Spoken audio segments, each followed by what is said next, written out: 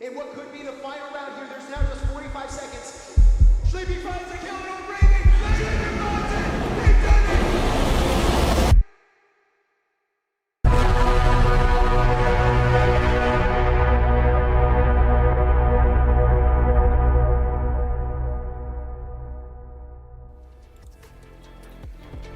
Welcome back, everybody, to the Breachers VRML. I'm your host, Gibular Bob, and here we are, the Season 3 North American Challenger Cup. It's been a long time coming, but here we are, the battle to determine that 8th seed in the Season 3 Championship. And let me give you a quick explanation in case this is your first Challenger Cup that you're catching with us here.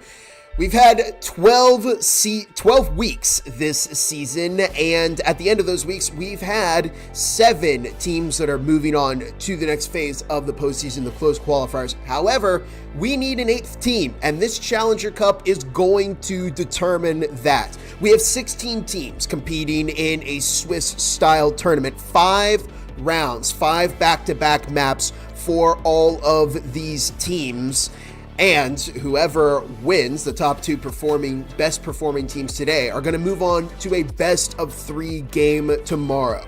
So winning is going to be extremely crucial, and even just one loss could mean curtains for some of these teams. The margin for error is extremely low.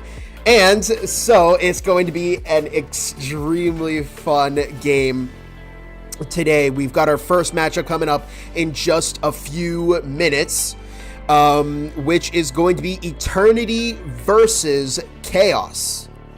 And it will be quite the showing today as we're just getting ready for our first game. Teams are getting ready and coordinating with each other. First round of matches: Eternity versus Chaos, Pantheon versus Vanguard, Big Little Company versus Echo VR Enjoyers, Empire versus Restart, Beaver Tails versus Brug, United States versus Wendy Witty Wiki, Timeless versus Extinction Reborn, and Reload versus Complexity. Just waiting for the lobbies to get set up, but here we are. How exciting is this? We're gonna see a great matchup here, and of course, this will be a ton of fun because there's overtime, and we are no longer going to see a tie, which will be very, very beneficial. Let me get the info for the lobby. As I'm waiting for that, welcome everyone. Welcome to the chat. Grim, Aaron King, LFT, Doctor Who Taco, Victor Vaughn, the Northern Fisherman, Ice Beast, Aaron King. Welcome. Welcome in, everyone. I hope you're all as excited as I am.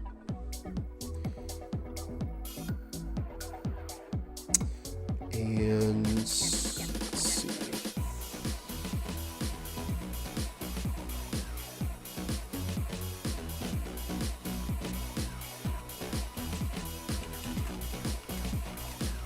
Just checking.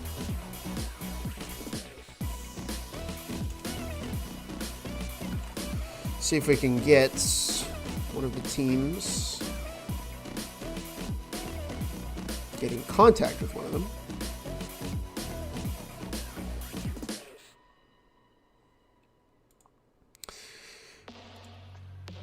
Yeah, a lot of good matchups are going to be seen here.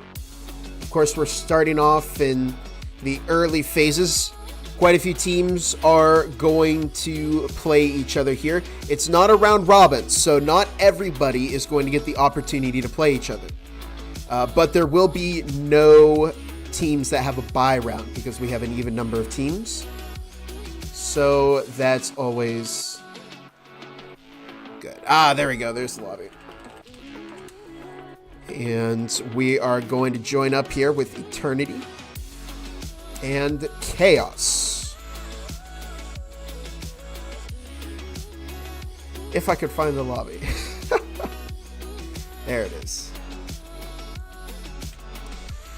And while we're waiting, let's take a quick look at the matchup data for these two teams. Eternity finished this season with a record of 7-7.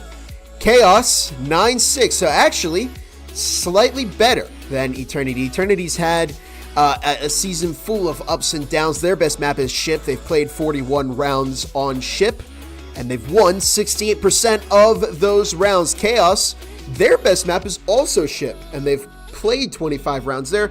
They've won 60% of those. We can see, get your predictions in the chat right now. Who you think is going to win?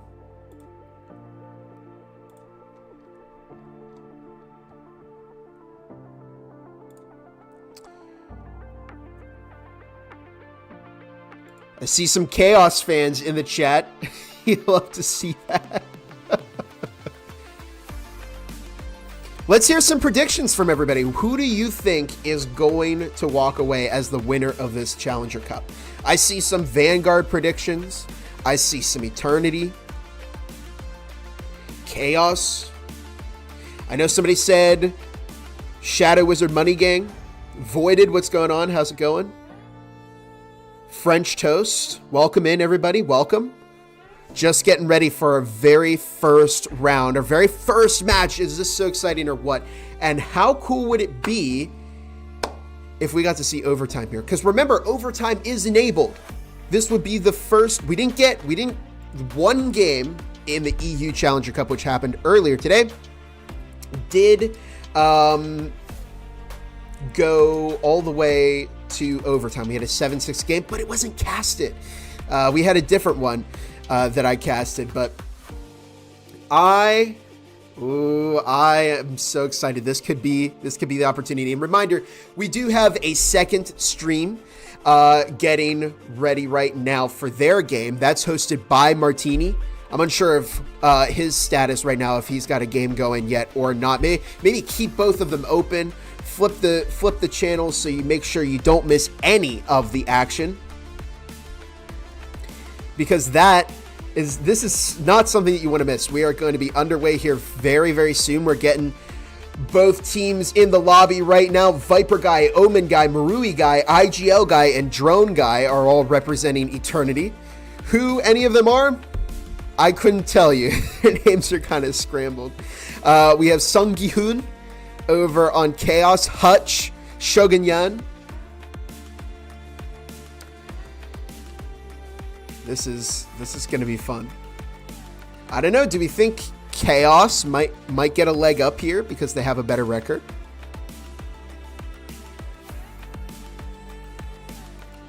We'll see. We'll see.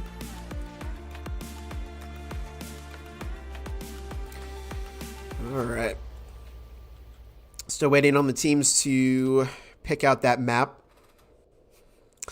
And perhaps this is the best time to talk about this, because I'm sure I won't get the opportunity for quite some time after this, to talk about the sponsors that make this possible, starting off with the Breachers itself, Triangle Factory, who are not only contributing to the prize pool, but they've also given us the Season 3 Gunskin, which you should have seen actually in that intro that we have, that was beautifully crafted by Chum Bait. A lot of work went into that, and a lot of people made that possible. So great trailer. But more importantly, Breachers has given us that Season 3 final skin. They're contributing to the prize pool. They've given us some in-game banners, and you can even get your own VRML gun skin for 100 in-game credits. Big thank you to Triangle Factory for being a consistent, wonderful partner to the Breachers at VRML. Of course, also HyperX. Hey, I got a HyperX headset on, HyperX mousepad, HyperX keyboard, and I love all three of them. And you could get something like the Quadcast 2 mic for crystal clear sound, or the Alloy Origins 75 wireless keyboard for pro level play. Level up your setup with HyperX. And if you're interested, you can get 15% off MRSP off of fully priced HyperX products in North America using code HXVRML23. Next up is Pro2 VR, which provides the best VR rifle mounts and accessories. Help stabilize your aim in-game by picking up a mag tube stock.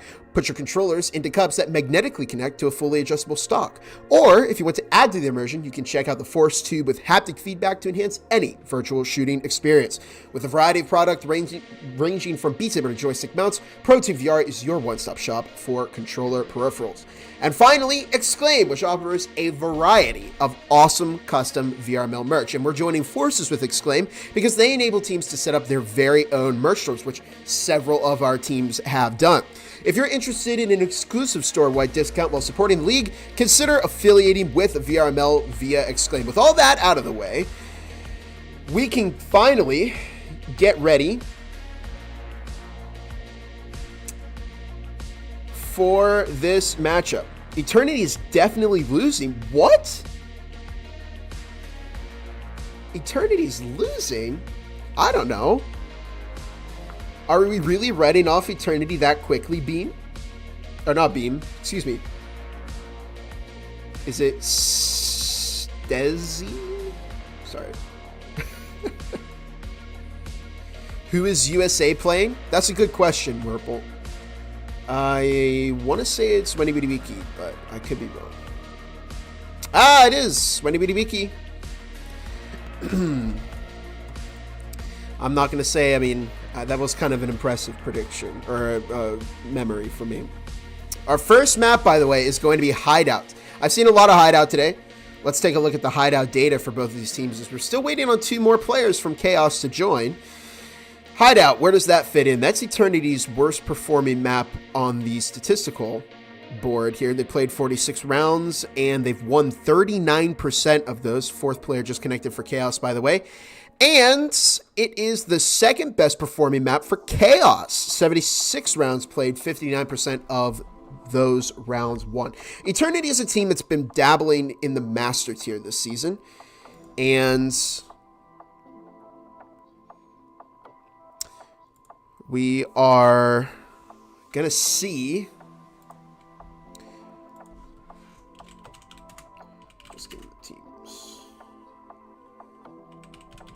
the go ahead to start up there.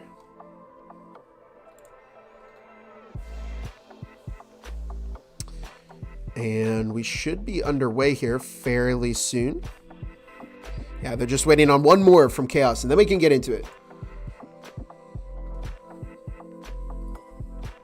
How many teams are in CC? 16. 16 teams. Now, about 33 signed up.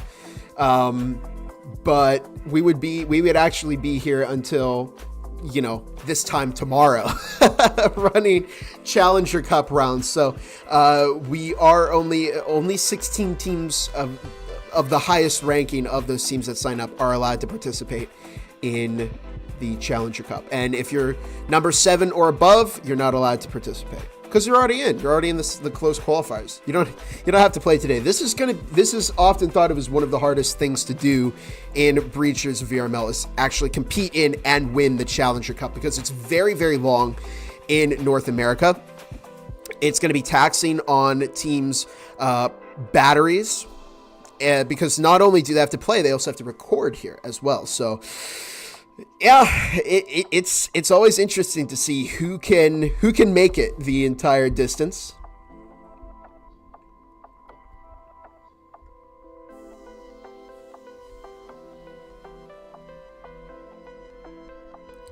Let's go. USA is playing Wenibidibiki. That's Freelo for us. Oh, I don't know. Wenibidibiki's had some good games too. We losing? No, Serbler. What? This is your team. We actually haven't started yet. We're still waiting on 1 more from Chaos.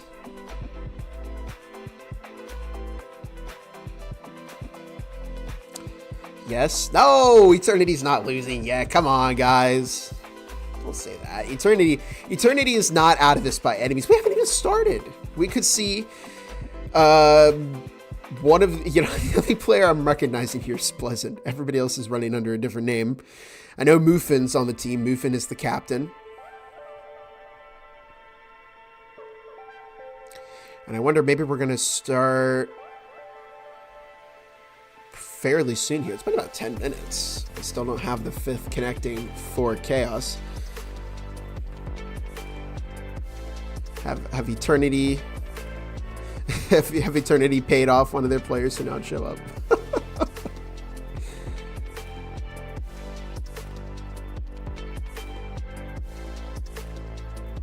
Hideout is my map. Sir Blur, why aren't you in here?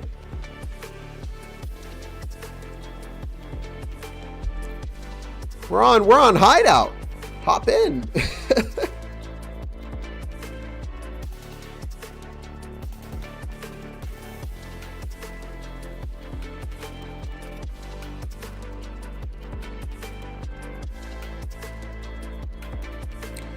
Yeah.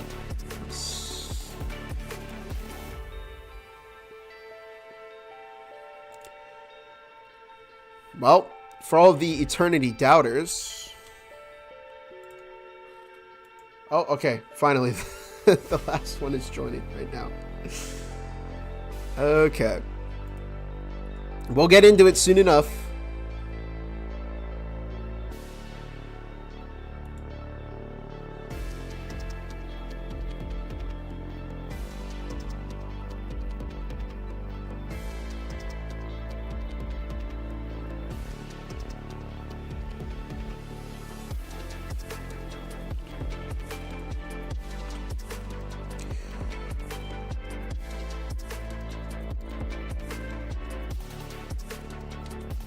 I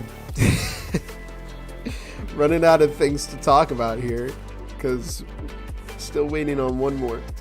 I need to know what's oh yeah, that's the BLC. Okay, finally the 5th has connected for Chaos. We can get into it. Ice Beast, you're watching this one. You're watching my stream.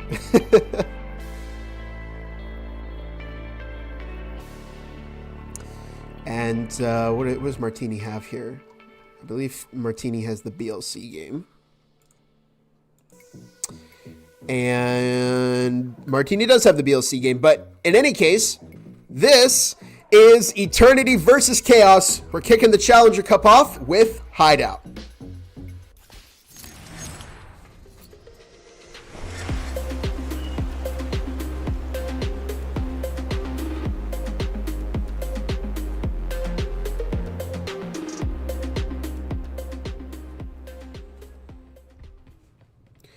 And welcome everybody to the North American Challenger Cup. You're joining me here. Round number 1, Eternity versus Chaos.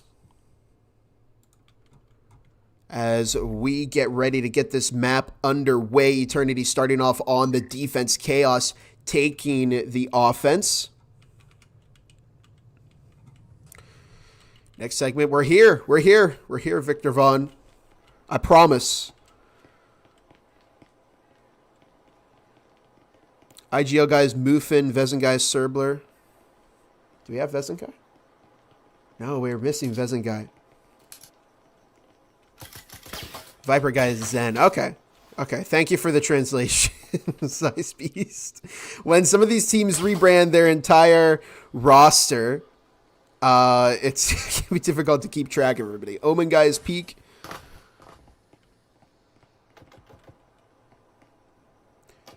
And here we go. 2 minutes on the clock as Chaos has made their way into Family Room Balcony.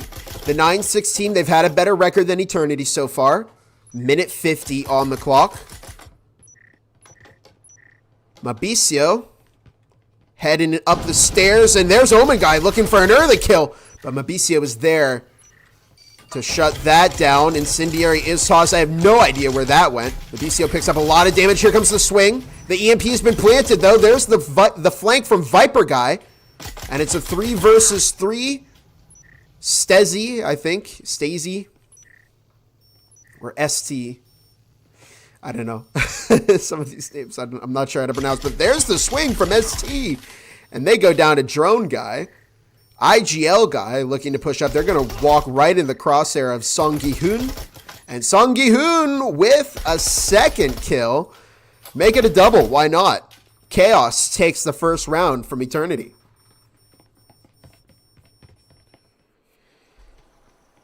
Chaos is a team that I have not heard of. Well, I've heard of them, but I have not casted. I've not seen them play before.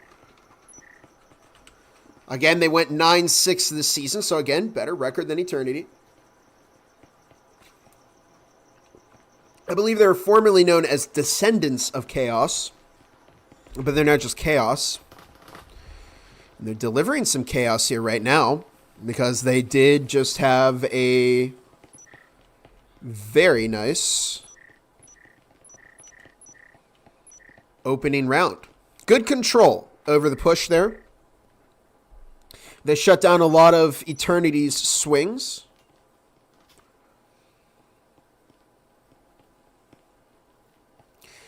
And here we go. Into round number 2. We'll see if Chaos can continue to keep this momentum up against Eternity. Where are they going?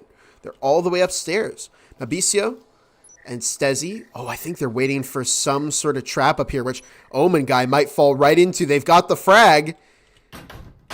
Oh, and there it is. It's open. The frag's been tossed, and they weren't able to cover for their teammate. I think they were just looking in the wrong place, the wrong time. There's Viper guy going for the spring, but they go down to Song Gi-hoon. Door is open into storage, and Stezzy, ST, looking to have a go into storage, get control over that. Good frag tossed in the back of the fort. That gets a lot of damage onto IGL guy, and they're routed right into the Viper of Shogun Yan. Marui guy may get a kill here. They do. They find Stezzy. Hutch finds drone guy. Hutch with the double. Can they make it a triple? It's just down to Omen guy with a Jesper. This is a super eco if I've ever seen one. And Mabicio, oh, Mabicio goes down to Omen guy. Uh-oh. To the Jesper. And the Jesper player now picks up a Taurus. Omen guy. Looking for the kill. Oh, they almost found Song Gi-hoon, who actually has a Vez in this round. Don't want to give that up. And the EMP is going to defuse a bomb. There it is.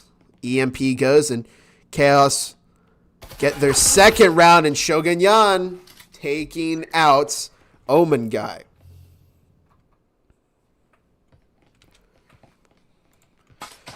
Very, very nice opening here from Chaos. They seem to be very in control. They're keeping a lot of their players alive.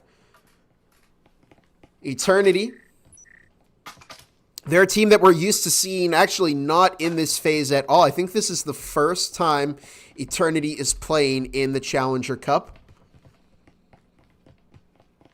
And they're just kind of struggling for some early form here. Now, we're only 3 rounds in.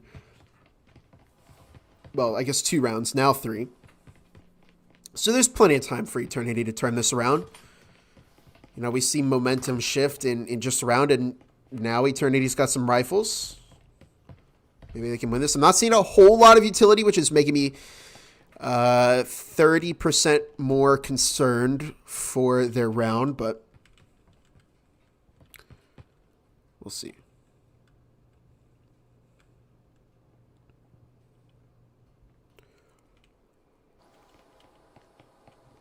And there's the drone moving into garage.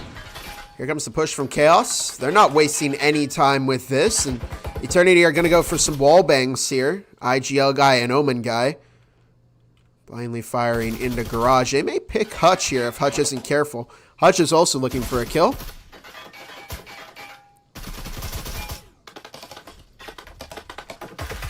And Hutch picks up some damage along with Stezzy. And Shogun Yan, meanwhile, finds Viper guy.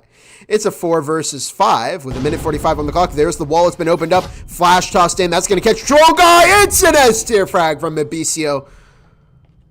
As we see Chaos on the move. Dive in from Mabicio. Hutch manages to catch one before going down. And we are in a 1 versus 2. It's down to Marui guy, who is not using a Marui. I feel a little bit cheated. Song Gi-hoon rotating into Laundry. They catch some damage onto Marui guy. Shogun Yan manages to get that EMP planted and rotates back out. And Marui guy now has to defuse that EMP, but not before taking care of both Song Gi-hoon and Shogun Yan. And, oh, they find the spring. There's the health syringe. EMP has been planted. They bait it out. Shogun Yan has no choice but to peek, but that cloaking device makes it much, much harder to spot them. And it is a third round, a hat trick, if you will, for Chaos. It was a nice attempt by Marui guy, but didn't quite come to fruition here.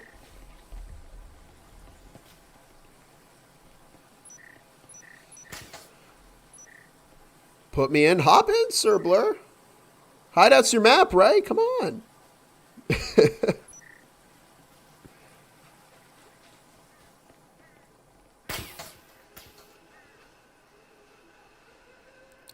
USA Werple, do I sense that you're a United States fan? So something tells me that you're rooting for United States.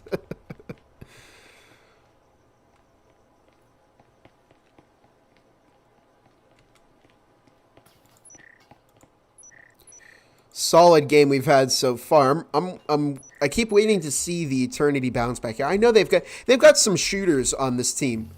There's potential here. But I don't know, I feel like the coordination might be a little bit off. Chaos has been very, very much in this game.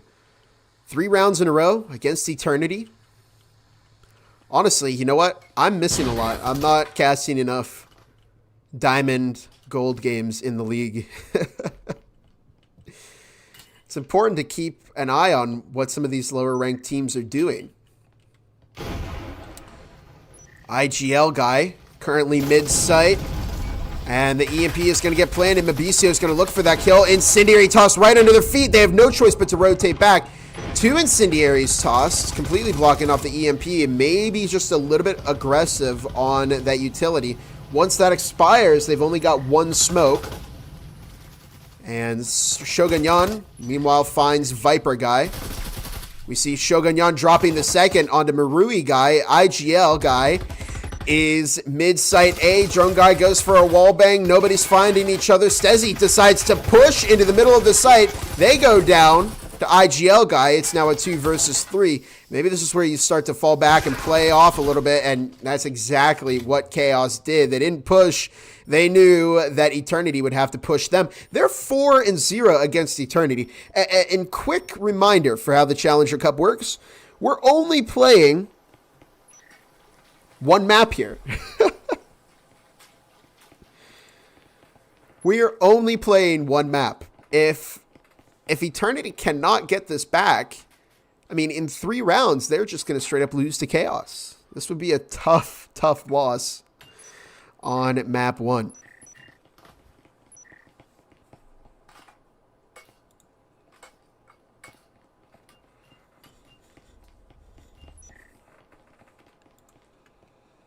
If anybody here is a Marvel Rivals fan, every time Chaos gets one of these wins, I'm thinking of the Scarlet Witch ult. If you know, you know.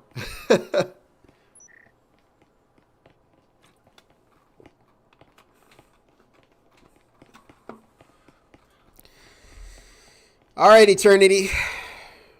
We're all here. We're all waiting to see them lock in. They're just struggling to find some early momentum here in their offensive half. Excuse me, on their defensive half. Chaos has put in a very, very nice performance. They get a lot of early intel here on Eternity. Omen guy, Viper guy, and they're stacking up. That's not good. Hopefully the wall doesn't get open. Actually, Viper guy may get a pick here. Depends on how Chaos positions before the wall opens up. 2 minutes on the clock. As Viper guy is still just playing a very, very aggressive angle. There's a flash toss in that miraculously did not affect Viper guy at all. Stezzy can see the legs, I think. The angle isn't quite good enough to hit them. See, Song Gi-hoon is over in Laundry. Mabicio makes their way in as well. There's the wall opened up, 1.5 minutes on the clock. And we do see Viper Guy finds the kill onto Mabicio. Omen Guy finds one. Viper Guy finds one. Good bounce back here from Eternity as they get a number of very important kills. Stezzy's unable to get that gun loaded. There we go. Now 1.10 minutes on the clock. And Marui Guy picks up some damage here. Shogun Yan and Stezzy are going to have to play this very, very smart. They have less than 1 minute on the clock right now. Do they have possession of the EMP? They do. Stezzy almost goes down to that grenade. They can see the stim.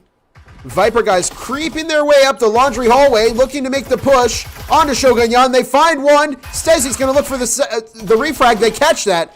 But Marui Guy was not letting Chaos take another round on them.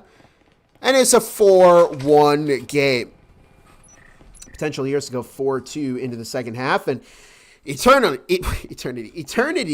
have finally gotten a round on the board in this matchup.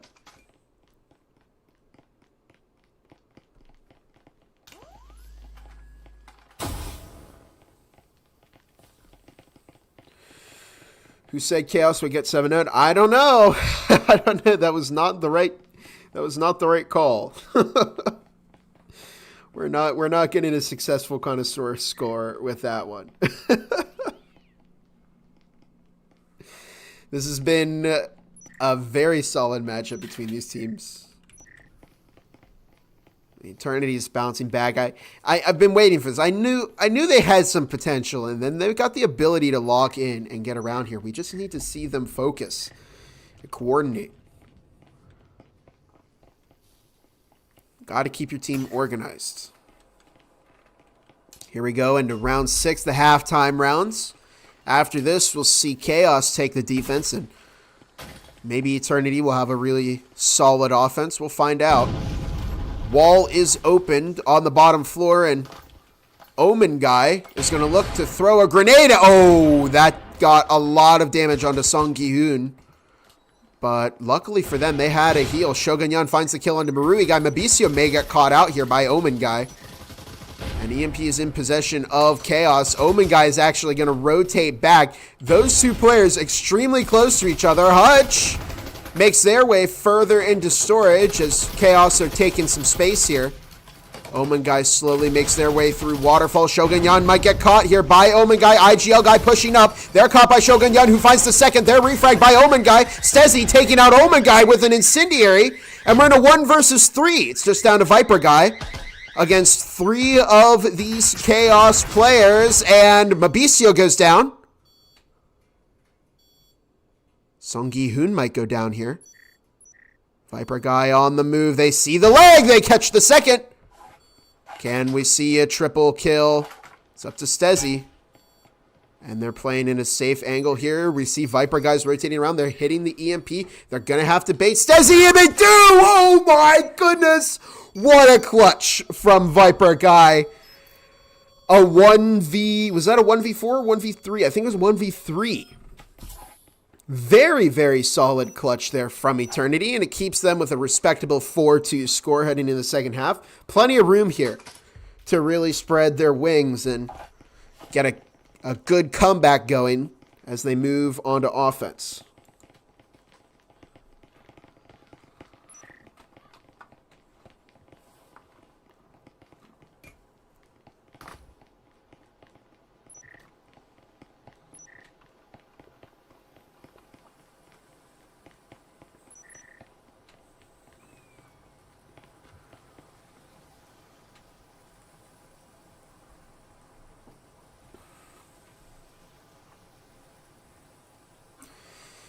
And here we go.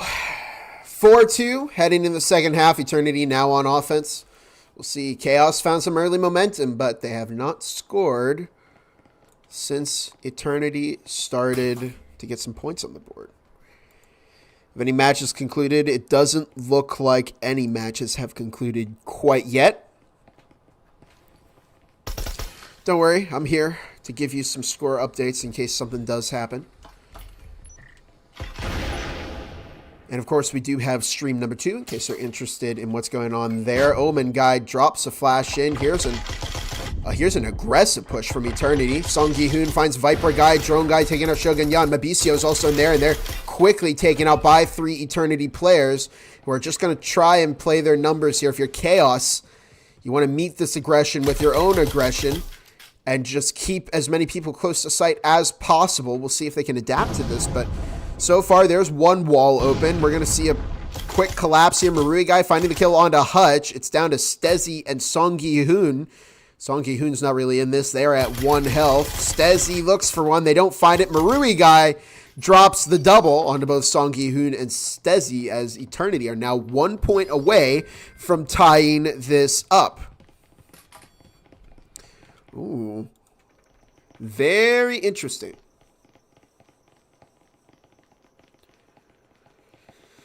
Can you kick my team from CC now? No, come on, Serbla. You got to let them cook. You got to let them cook. See? They're starting to win. They're starting to win. You can't doubt your own team here, Serbler.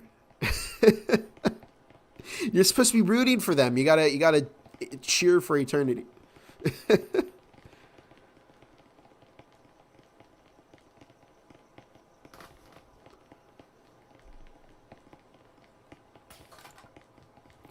Well, if you're Chaos, how do you adapt to this?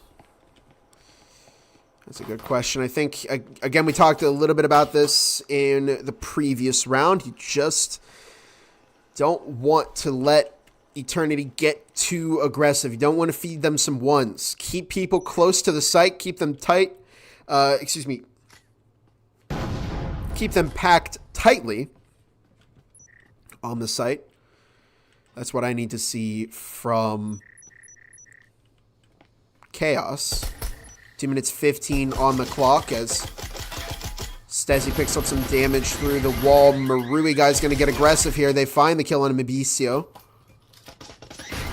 Omen guy picks up some damage, but Song Gi-hoon went down before this could secure the kill. Here comes the push into A. And Eternity have all of their players alive, and they're now taking their turn at shutting Chaos out. EMP is planted, and it's just down to Stezzy, who goes down to Marui guy as Eternity now tie this up. And the question is, how soon are Chaos going to understand what they need to do to stay in this game?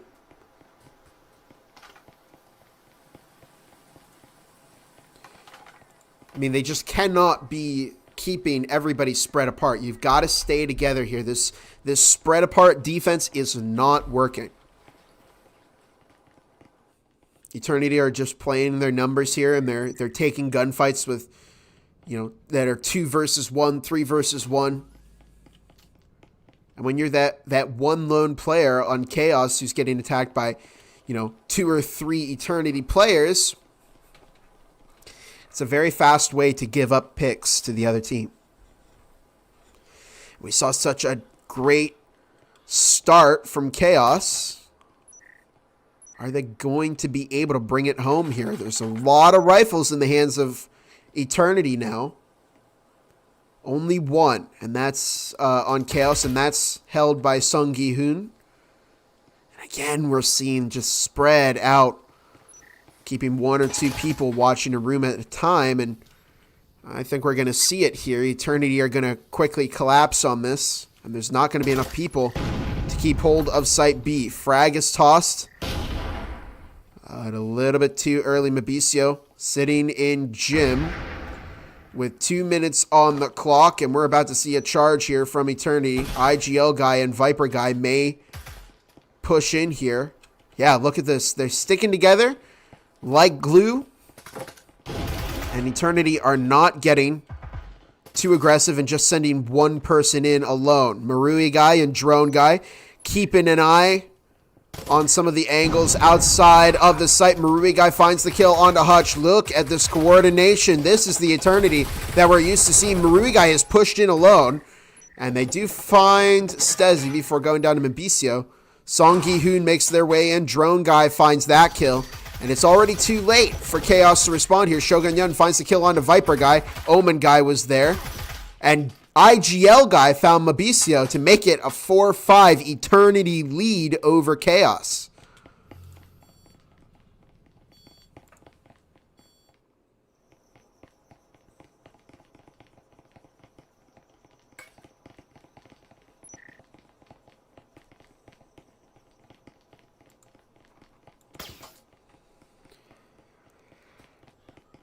And here we are, round number 10.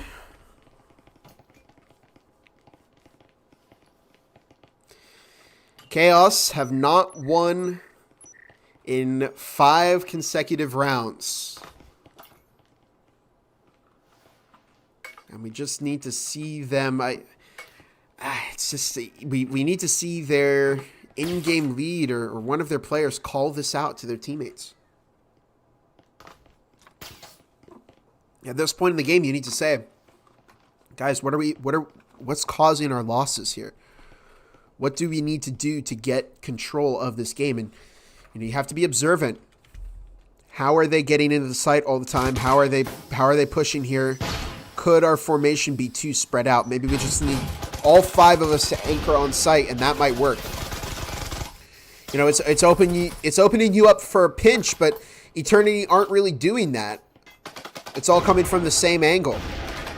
Now, granted, last round, you know, all you have to, not all you have to do, but keep some people split between, what is Mabicio doing? That's a bit of an interesting play there. There's a flash toss in the garage. Shogun Yan over in foyer. These lurks and flanks are just not working. Got to keep everybody on one site. Anchor here. We do actually see a pinch coming in from Omen guy. Hutch may catch this, but Omen guy is ready to spring the trap, and they might get Hutch here. As the wall has been opened up, Hutch is about to get picked immediately. Look at this pinch from Eternity. Drone guy finding Song Gi-hoon, and it's a 1 versus 3. Shogun Yan is picked by Viper guy, and the flank just did not come there fast enough, soon enough.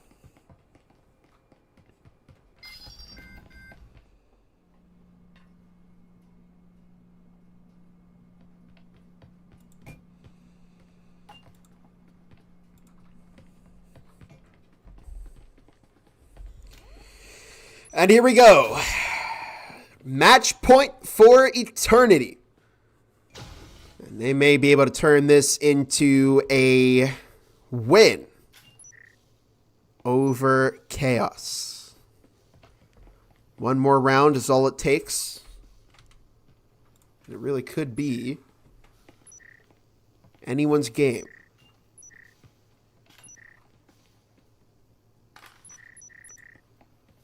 So some score updates here.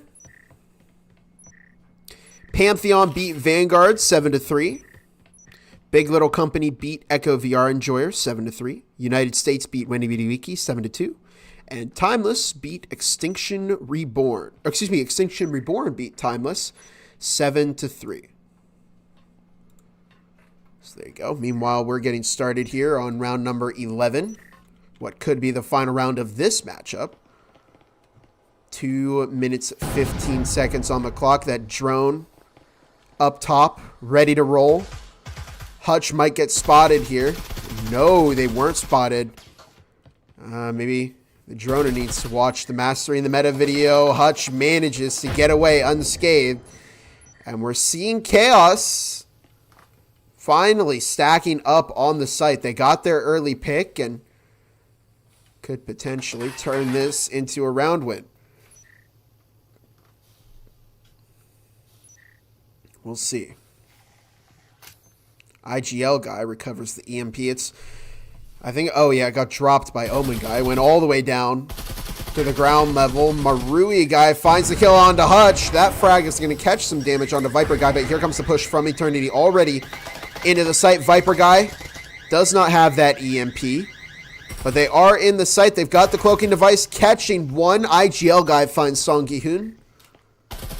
And Mabicio takes out Viper Guy. It's a 2 versus 3.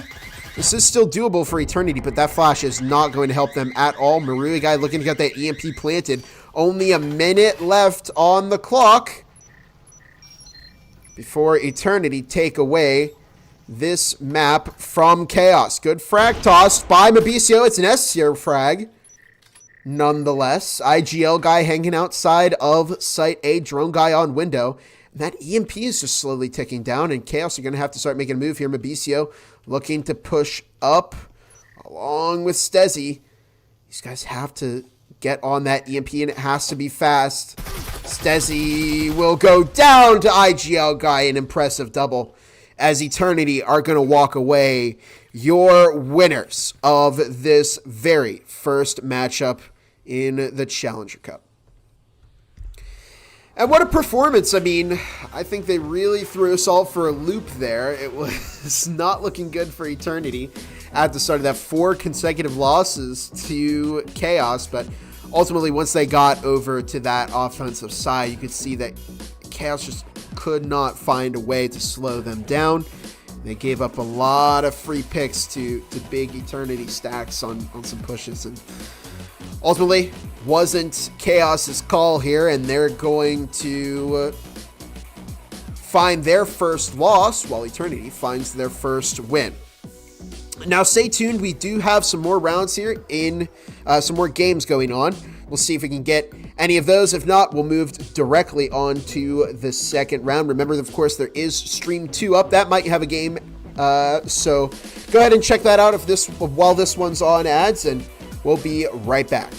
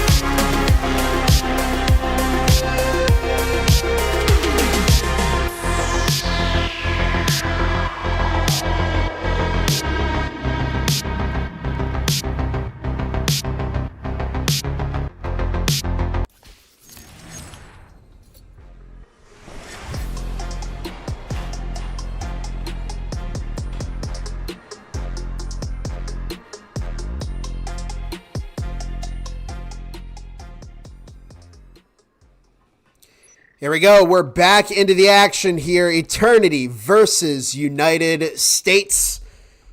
Getting ready in this second round of the Challenger Cup. We do see Eternity on the defense, United States on the offense, USA.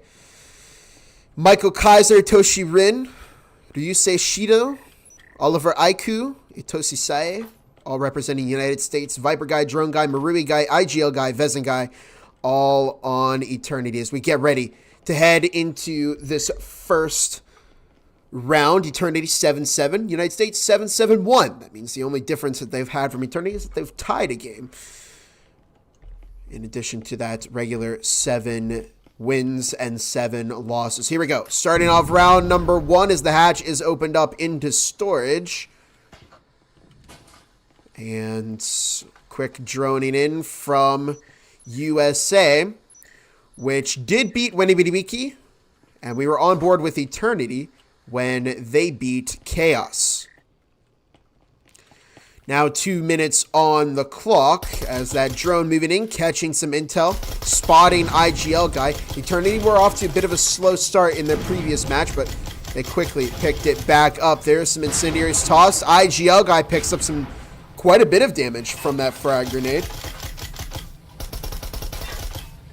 As United States getting ready to push in, Vezin Guy finds Ryusei Shido. Marui Guy actually going in deep, heading over into storage. They've been spotted by Itoshi Rin, and they're actually caught. They managed to get the kill, but they're flanked by Viper Guy, and it's up to Itoshi Sae and Oliver Aiku. With a minute 20 on the clock. 2 versus 3 here. Oliver Aiku looking for a potential pick onto IGL Guy. Toshi Sae watching the breach. 1 minute and 5 seconds on the clock.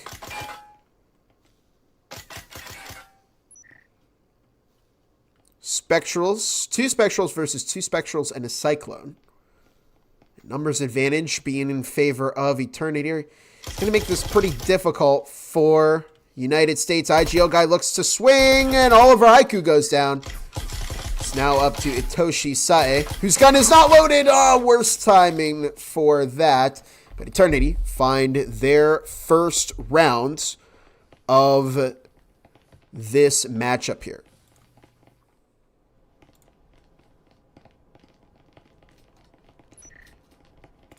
Good start for Eternity. They're not looking to repeat their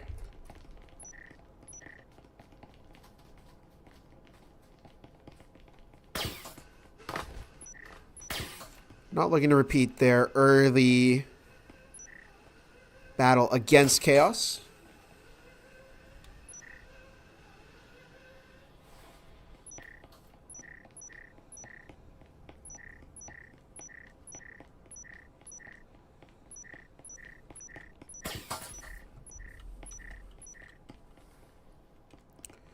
Eternity not buying into any SMGs. This is concerning me slightly.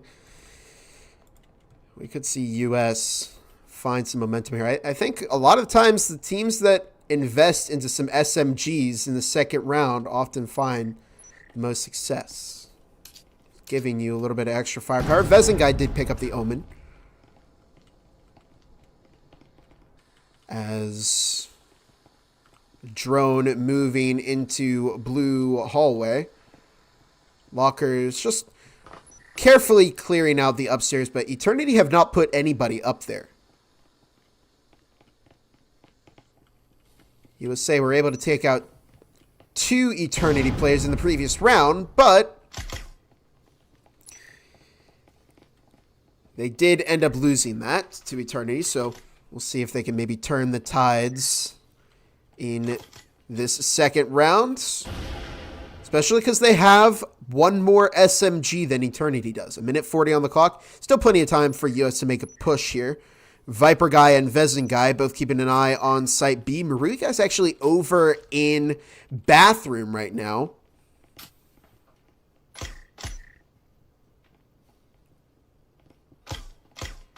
As we see Viper Guy getting ready to push in, Vezin Guy actually found Michael Kaiser. Stim tossed over to Vezengai. Gonna get that health back up, and Eternity find first pick. This can make things difficult for United States.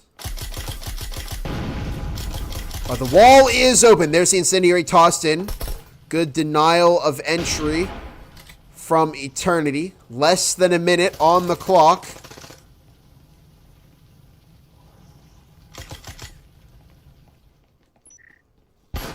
With only 45 seconds left. There's the drop from Oliver Aiku, who's pushing into the site. They manage to catch one. Drone Guy and Viper Guy quickly bouncing back with 2 kills of their own. Marui Guy is pushing up. They find one, and Vezin Guy catches the last member to make this a 2-0 game for Eternity. It could be in and out of this one, and might have some time to catch up with another game.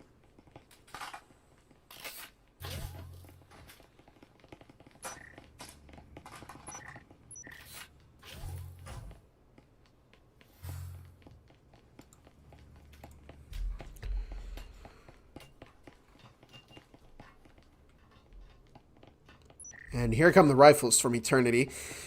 Only 5 omens from United States, and you gotta wonder, maybe things aren't looking too good for them here in this round. Now, if they're able to find, 3 rifles in the hands of Eternity. If they're able to find maybe a kill onto one of these rifle players early, turn that rifle into one of their own, well, they might be able to find this round. But overall, they just don't have, they've got the utility here, but they don't have the firepower that Eternity is packing right now. There's some entry over in Janitor. Window opened to orange hallway. Vezingai is just tucking inside, and here comes the push over to Electrical. Whoa! A collateral from Viper Guy as Satoshi Rin finding that headshot. There's a frag grenade tossed, and it almost took out IGL Guy. Drone Guy hanging in the back of Site A. Michael Kaiser's able to cut off Vezin Guy. Drops the second on the Marui Guy. And it's a 2 versus 3 with 1:50 left on the clock. Walls opened up. Smoke tossed. As the flash has been tossed, Drone Guy and IGL Guy both find one. It's up to Oliver Aiku.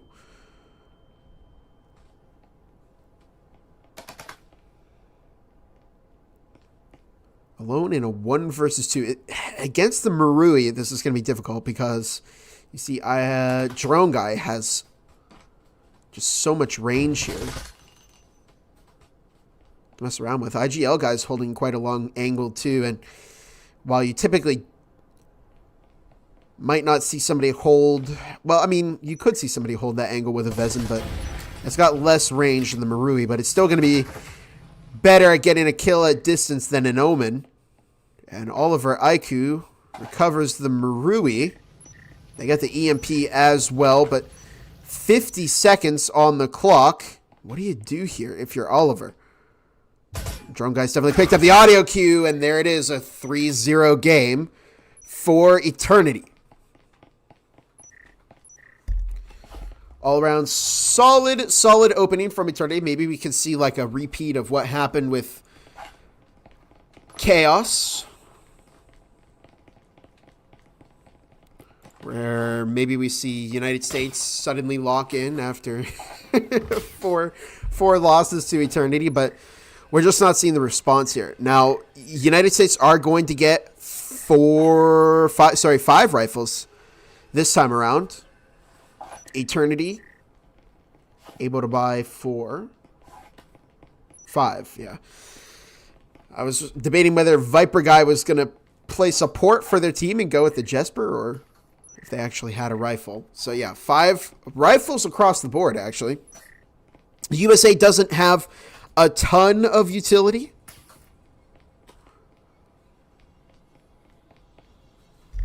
but it could be enough. We'll find out. Could be all they need. They do have a drone. They have a cloak. No stims, as No health syringes. This is what's making me kind of nervous here. Viper guy might get spotted. They do get spotted. And they're going to look for Oliver Aiku, and they find that very nice kill. A double from Viper guy. As it's already a 3 versus 5 at the start of this round. With opportunities running out here for United States to get a win.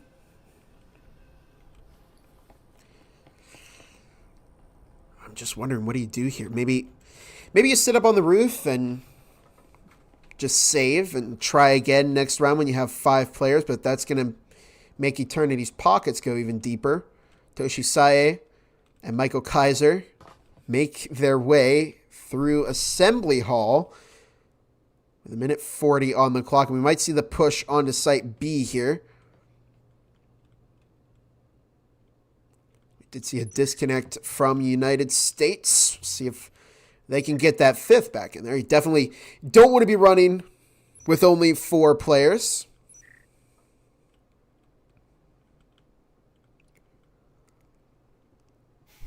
Toshi Sae. There's the foam on the wall. Minute 10 on the clock. Michael Kaiser getting ready in conference. Oh no, it's the proximity alarm. Lets them know where the push is coming from. Viper guy does go down to Michael Kaiser though. If they play their numbers here, they might be able to make this work. We do see Vezin guy on the flank. Michael Kaiser may get caught out here. If that EMP drops, it's going to be very difficult to recover that. Vezin guy is waiting. They almost find Michael Kaiser, but not quite. Michael's gone into the smoke. Ryusei Shido finds one. Vezin guy on the flank takes out Michael Kaiser. It's now just down to Ryusei Shido in a 1 versus 2. Frag is tossed. It catches some damage on them. Vezin guy hit a little bit. And IGL guy almost had that cross angle. 25 seconds now on the clock. Vezin guy taking out Ryusei Shido to make it a 4-0 game. Eternity could close this out quite quickly. They're now just 3 rounds away. And you just see that Vezin Mastery Charm. There was also something that's recently been added in the big meta shifting update. There's now weapon mastery challenges. So if you get a ton of kills on Vezin, you get a little Vezin charm. And the top tier is the gold Vezin charm. So that means you're pretty good with the Vezin there. Pretty good to say the least.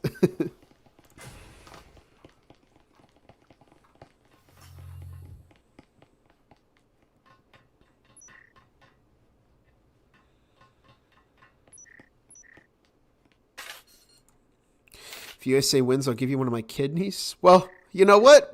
Again, we saw Eternity come back after four losses to Chaos. Maybe we're about to see United States lock in here. I don't know. I don't like to count out teams. USA's put in a pretty good performance here. They had a close round in round 4. So I wouldn't say there's no potential here for them. I definitely think they have the opportunity to put in a good performance against Eternity. Drone moving in. 2 minutes on the clock. They did beat Wenibidibiki, keep in mind. Oh, it's a bad frag. And it almost cost Oliver IQ their life. As USA just slowly clearing out their push zone. A minute 45 on the clock. Marigai playing close to the door here. And it's going to look for an unsuspecting United States player. There goes the wall. Has been opened up. Michael Kaiser finding the first kill onto Vezin guy. There's Viper on the flank. Marui pushing in. Catches 2. Viper guy on the flank. They push in. They catch 1. Itoshi Rin was able to get some solid damage in there. Oliver IQ down to 8 health. And I don't believe that stim is charged quite yet. But a minute 10 on the clock. USA could start putting some points on the board here. They're going to have to play this carefully, though. Maybe switch up the push and try going for A at this point. Do something different. Oliver IQ is able to get the heal off, but they were hit while they were healing, and Toshirin tossing a rifle over to their teammate. Only 45 seconds left on the clock, and drone guy playing center site B. Oliver Aiku pushing in. IGL guy finds the kill onto Oliver Aiku. 30 seconds left, and drone guy finds Toshirin. Makes it that 5-0 game. Eternity now just 2 rounds off of winning against the United States. You don't want to see the shutout here. That wouldn't be good.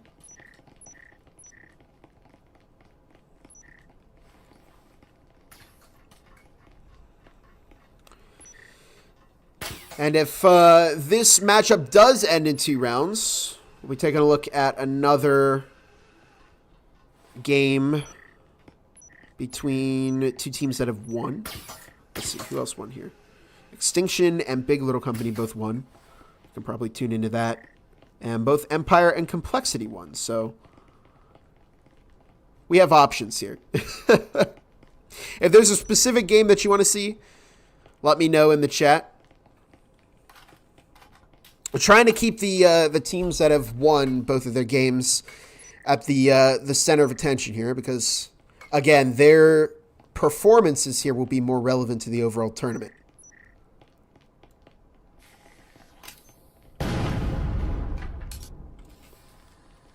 Breaching foam toss over the teammate. USA are running out of chances to make this game work against Eternity. They have rifles in their hands, but so does Eternity. And, well, so far Eternity know exactly what they need to do. They're not giving up too many free picks to USA. They're playing this quite carefully, sticking to their site, not getting too over aggressive. And really, I mean, if it's working, why change it? If it ain't broke, don't fix it, you know? Ryusei Shido, Toshirin, Michael Kaiser out in blue hallway looking to push onto site A here. Toshi Sae is out in blue vending, and Vezengai manages to find Ryusei Shido through the wall. What an impressive wall bang there. Toshirin looking to push up and get that wall open, but there's just not a whole lot of time here for USA.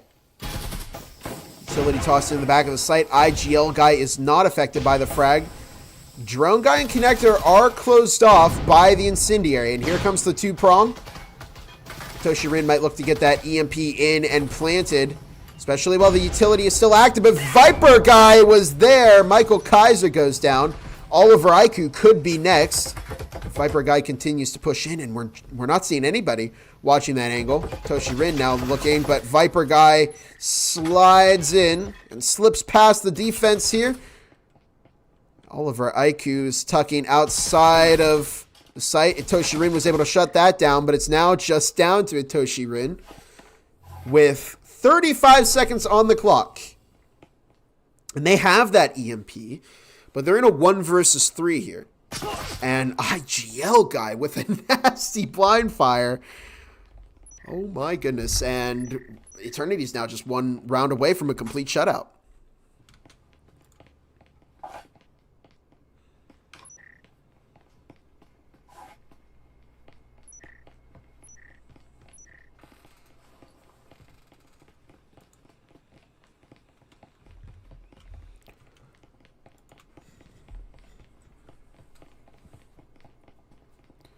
Well, it really just hasn't come together for United States here, has it? Eternity with a very dominant showing. Getting all six defensive rounds in a first half lockout. Well, if you're USA here, you need to win 6 rounds back to back to go into overtime and then win the overtime rounds. It's just, no matter what way you slice it, it's going to be difficult here for United States. Whoops. They've got a lot of work to do. Of course, the Could be a good start to get the... Oh my goodness, Marie guy's already dropping. They're going for a fast push here. On to site A. IGL guy making their way down the stairs with the EMP. Michael Kaiser's picked up a lot of damage and is currently distracted by Vezin guy. But look at the incendiary. Michael Kaiser is caught with nowhere to go. Great coordination here from Eternity. Frag is tossed. IGL guy is just routed out for a little bit longer. Oliver Aiku taking out Marui guy as the EMP is planted. IGL guy goes down to incendiary. King Vaughn has connected. And it's up to Viper guy. Now both King Vaughn and Atoshi Rit, actually all three United States players here are a little bit low. But if they play together, they may be able to find a kill. Oh no, Viper guy might get this. This could be devastating. King Vaughn has 1 health point. And they're going to have to kill Viper guy and get the defuse. I think maybe they know where Viper guy's, but the audio cue just given away. And Eternity finds a win over United States. And an all-around... It doesn't look like my win screen is working. Interesting. Oh.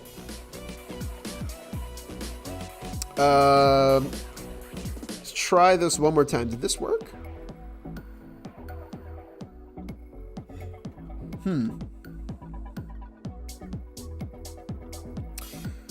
Okay, I'm not sure why we're not seeing the win screen, but it did go to Eternity 7-0.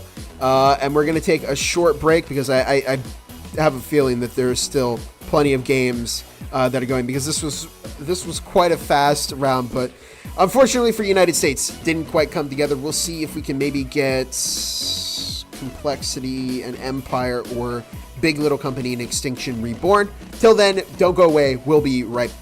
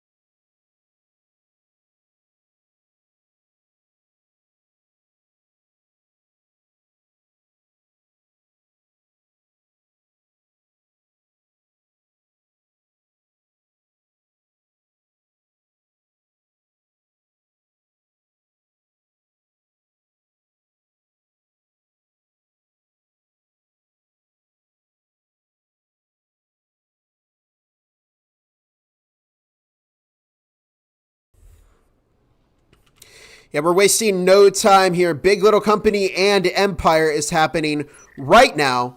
3-4 with... I see... Is this... It says Empire, but is this Complexity?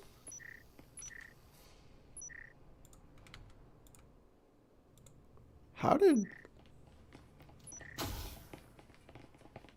Oh, I'm sorry. I'm completely blind. I was looking at round one. Well, we do see here, this is Empire and Complexity. We'll just roll with this one. I believe both of these teams did win in round 1. Yeah, Empire won, Complexity won. Well, we're here now. Empire and Complexity, both of these teams did win. Big Little Company beat Extinction Reborn. That was, I believe, 7-3. But this game is actually quite close. And here we are on round number 9. Swap this. Complexity on the offense.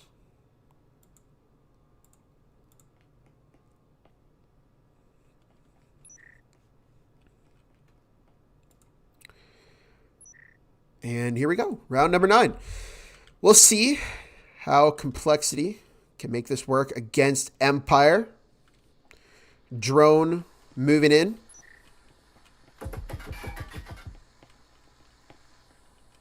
Midman upstairs. Good roam clearing. And actually Icon 7ZK. I don't know if 7ZK was spotted, but Icon was. And Midman looking to move in. Cohen might catch a kill here. Cohen finds one. Looking for a double. But it's actually a bait friendly fire. Icon finds the kill onto Kingly Chris, who took out their own teammate. And 7ZK, look at the pinch here. This is completely fallen apart by Complexity. Meow does have the Vezin, but wow, this was tough start here to the round for Complexity. Meow 4 upstairs, and maybe save the rifle here. You're in a 1 versus 4 against 3 other rifles. I don't know if it's worth I don't know if it's worth going for it here. I think save, keep the Vezin, Kingly Chris, and Summer will likely be able to buy next round. I'm not too sure about Midman or Muncie. But we'll see.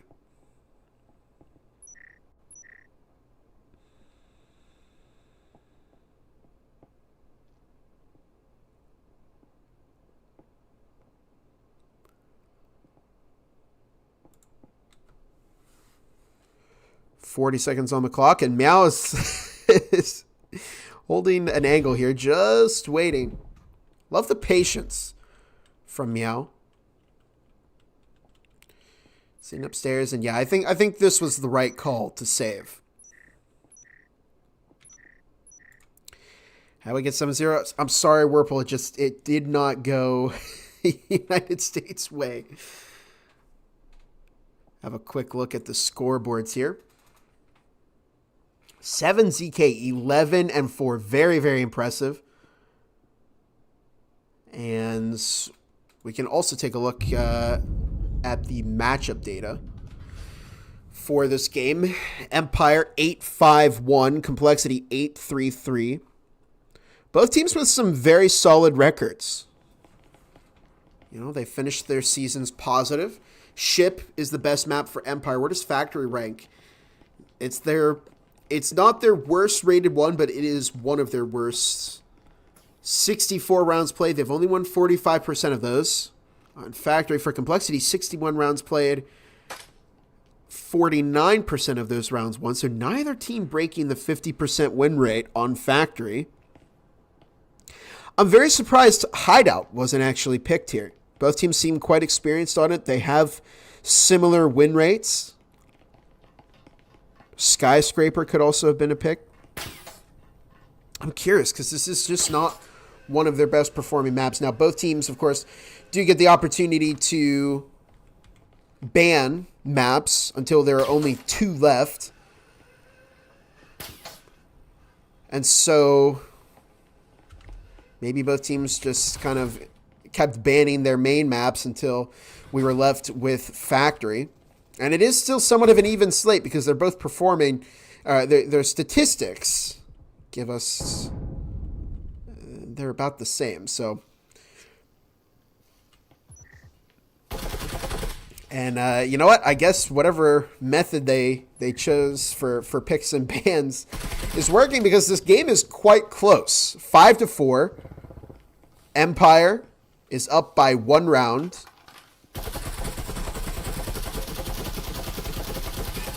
Going on the door, toss in frag very, very early there. A lot of times it pays to just wait for some audio cue, but it looks like Cohen was maybe anticipating somebody to crouch through blue vendings, which actually Midman is getting ready to do right now. Trying to stay as quiet as possible. Look at the complexity push here. Cohen is shifting over to generator. And Midman sets off the proximity alarm, and Cohen has opened up the generator window. Not very often do we see somebody anticipating a push coming through generators, and it looked like complexity may have had a go at that, but ultimately they decided to go with the regular push. Midman catching Cohen. Went for an aggressive swing there. EMP has been tossed over to them. I adapt. Over in Cubby as Icon may catch a pick here. Look at this angle with the Marui. Very nice lean, and they actually make it work against Summer. Kingly Chris looks for the refrag, but Icon picking up a second on their way out. And it's now a 3 versus 4. With complexity in danger of giving up match point to Empire here. Let's see if we can get this angle here. Look at the lean. This is a pixel peak if I've ever seen one. And Midman may get caught here. Oh, they do. And Meow catching the refrag, but there's Red. Oh, they go down. It's now just Meow 4 left. With only 5 seconds on the clock, they have to push. They look for 7ZK, but 7ZK was ready, and it goes 6-4 to Empire. Empire is now just 1 round away from catching the win here.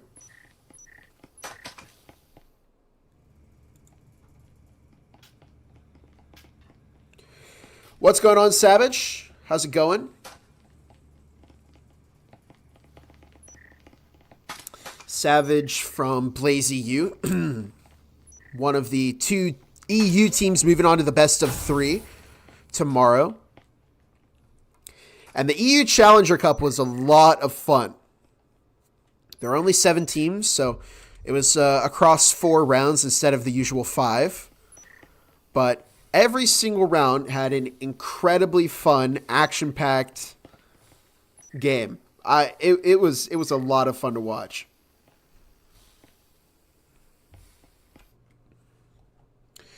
But here we are over in the NA Challenger Cup, and well, complexity. When we joined this game, it was tied 4-4. And now complexity are slipping away a little bit. One more win by Empire will make it an Empire win.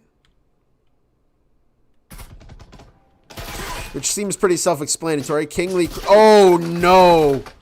Oh no, they lose another one. Ugh. 2 early picks given up by complexity, and Empire are just not giving this team any room to breathe. Midman up top watching, but it was too late. And Empire were able to find the kill onto their teammate. And if you're complexity here, you have to push at this point. There's not another round that you can give up. They're undefeated so far, but that could all end in this round. Now just 1:35 on the clock. Summer looking to have a go at orange storage. I Adapt was waiting inside along with 7ZK.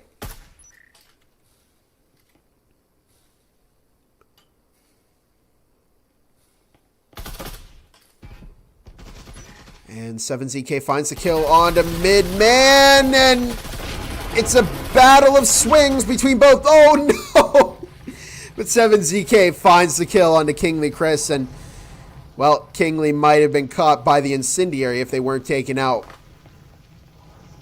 by the other player. So 7-4 Empire win. And a well done job to them. Very, very solid performance. I mean, we joined, it was tied. I'm curious to see what the I'm curious as to what the first half of this game was like. How did, what happened to Empire? Because they were performing quite well. And so when when we see what's tied, I wonder, what happened to Complexity that they just weren't able to carry it through in the second half of the game. In any case, I think that should be just about it for round 2 as things are starting to wrap up. Empire versus Complexity is over. That's what we just got. Eternity beat United States 7-0. Vanguard beat Beaver Tails 7-4. Timeless beat Echo VR Enjoyer 7-3. Restart beat Reload 7-3. Big Little Company beat Extinction Reborn 7-3. We're waiting on Pantheon versus Brug and Chaos versus Winnie Winnie Wiki, which I can see if we can get that game as well. But for now, stay tuned. We will be right back.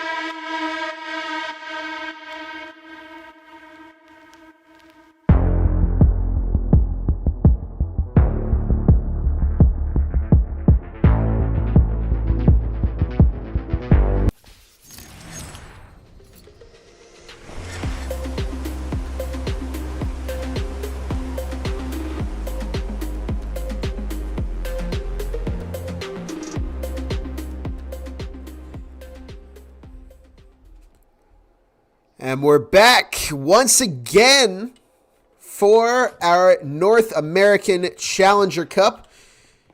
This matchup is Eternity versus Big Little Company. Let's quickly take a look at the matchup data here. Eternity 7-7, Big Little Company 9-5-3. We've been following Eternity for a little bit. We've seen their first two games. Now we're on to their third.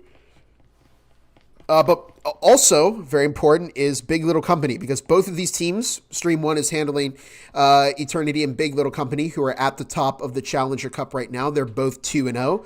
Pantheon and Empire are on Stream 2, and they're 2-0 as well. Extinction is number 5, Restart number 6, Chaos number 7, and there's a whole bunch of teams that are currently 1-1. So we're in round number 3 of the Challenger Cup, and we're only going to start to see more teams lose games. So if you're a team that has lost one game, it isn't the end of the world so far. Depends on who's going to walk away from these matchups as the winner, because we'll have two teams that are still undefeated. There's still more chances for them to lose some rounds. So it's too early to call the winner of the two teams moving on to the best of 3 yet. As we have a minute 40 on the clock. Still a 5 versus 5. Marui guy, Viper guy, Drone guy, Vezin guy, and IGL guy. Pushing in on Jai guy, Mashiba, Jekyll, Kane Rip, and Stanky, and Jekyll opening up the game with a kill on a Marui guy. Jai guy looking to get that EMP planted. There's a frag tossed. Doesn't find a kill. And Jai guy looks to escape, but they're cut off by Drone guy, who's taken out by Mashiba, Kane Rip, Stanky, and Jekyll, looking to make it a periphery game as they find their first round. Nice opening here from Big Little Company. They've got 4 players still alive. We've seen now against the United States, Eternity went 7-0. Against Chaos, they lost 4 rounds in a row before they really started to find some momentum. I haven't seen BLC. They were the first game monitored by Stream 1. And I tried to get their game at the end of round 2, but it had already concluded at that point. But they're a pretty strong team. I mean, again, they're number 2 in this Challenger Cup so far.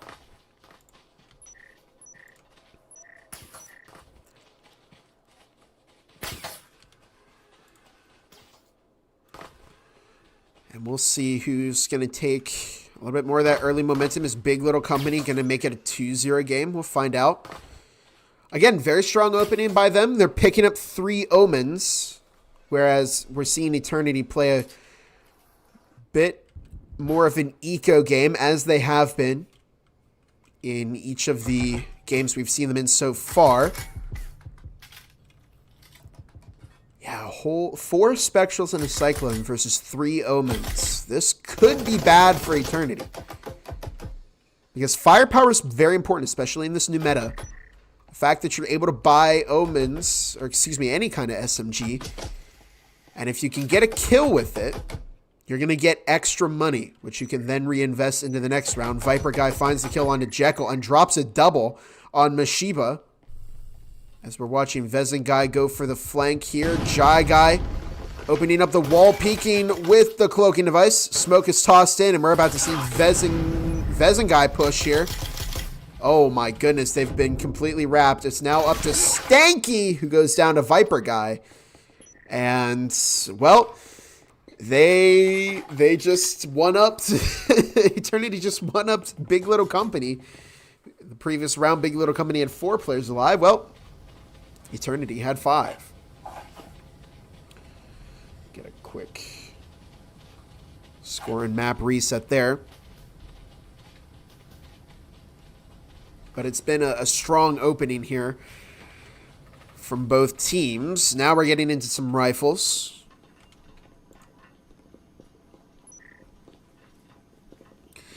And my chat has essentially turned into an EU chat. I've seen some Friendly EU faces here. Savage, Mad, Jacob. My chat has been hijacked by EU players. Guys, aren't you preparing for the EU best of 3 tomorrow?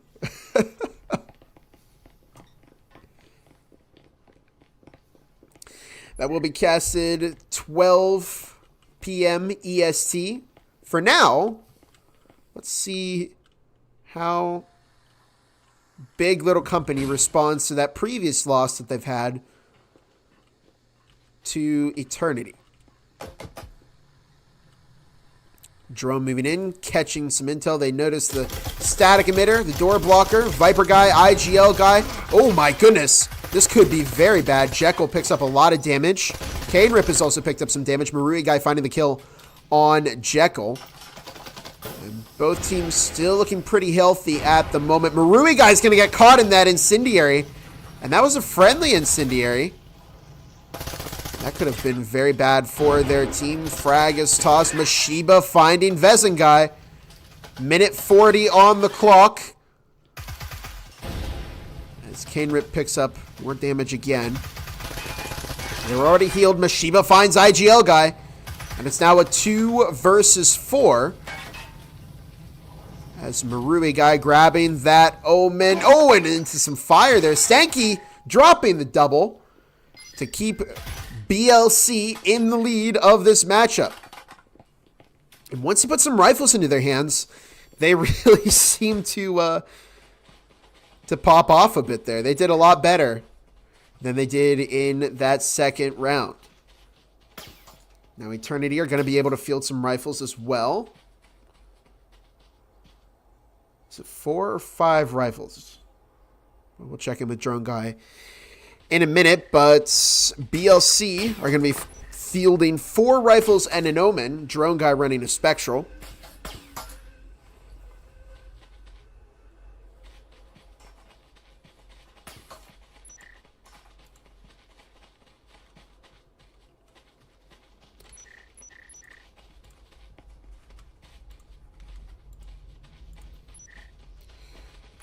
We'll see if Eternity can keep tying up against BLC here.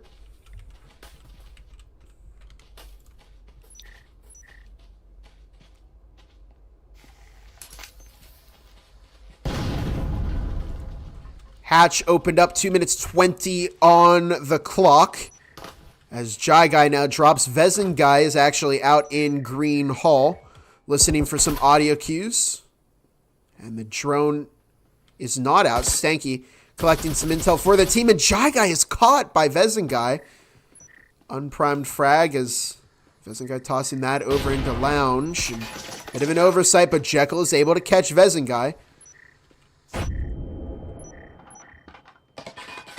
And Marui Guy firing through the gym wall. There's the smoke tossed over to Kane Rip. Jekyll foaming the gym wall. As we're going to see BLC get ready for this gym push onto site B. Jekyll goes down. Marui Guy finds that kill. But they also find themselves on 8 HP. And there are no heals over on Eternity. Kane Rip picking up quite a bit of damage themselves. But fortunately for BLC, they were able to bring some heals with them. And Viper Guy might catch Stanky here. Mashiba was watching the flank.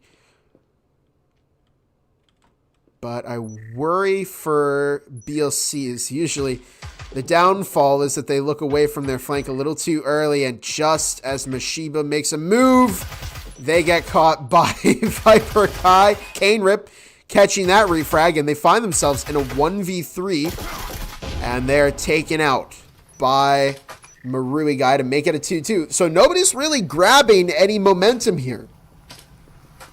BLC wins 1. Eternity bounces back. And we've just really seen a complete repeat of that. So the question is, are we going to continue following this trend? Is BLC going to win the next round? I want to see the Challenger Cup winner beat number 1 at some point in my life, I would love to see that. That would be just tremendous. What a story.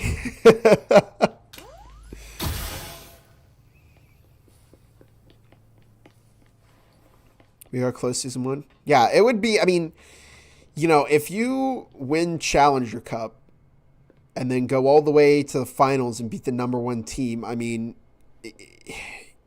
you would have put in so much work. You'd be the most deserving team of that. It already is. It does feel a bit unfortunate sometimes because the CC winners do have to play against the number 1 seed in the first round of close qualifiers, which might seem a bit unfair, but it is the way that the seeding works. And the Challenger Cup is just, again, that reward that you're getting for it is that Season 3 finalist skin. You're also, I mean, it is not set in stone that Challenger Cup winners will lose, but they are placed against the number 1 seeded team, so it's also very challenging for them to win.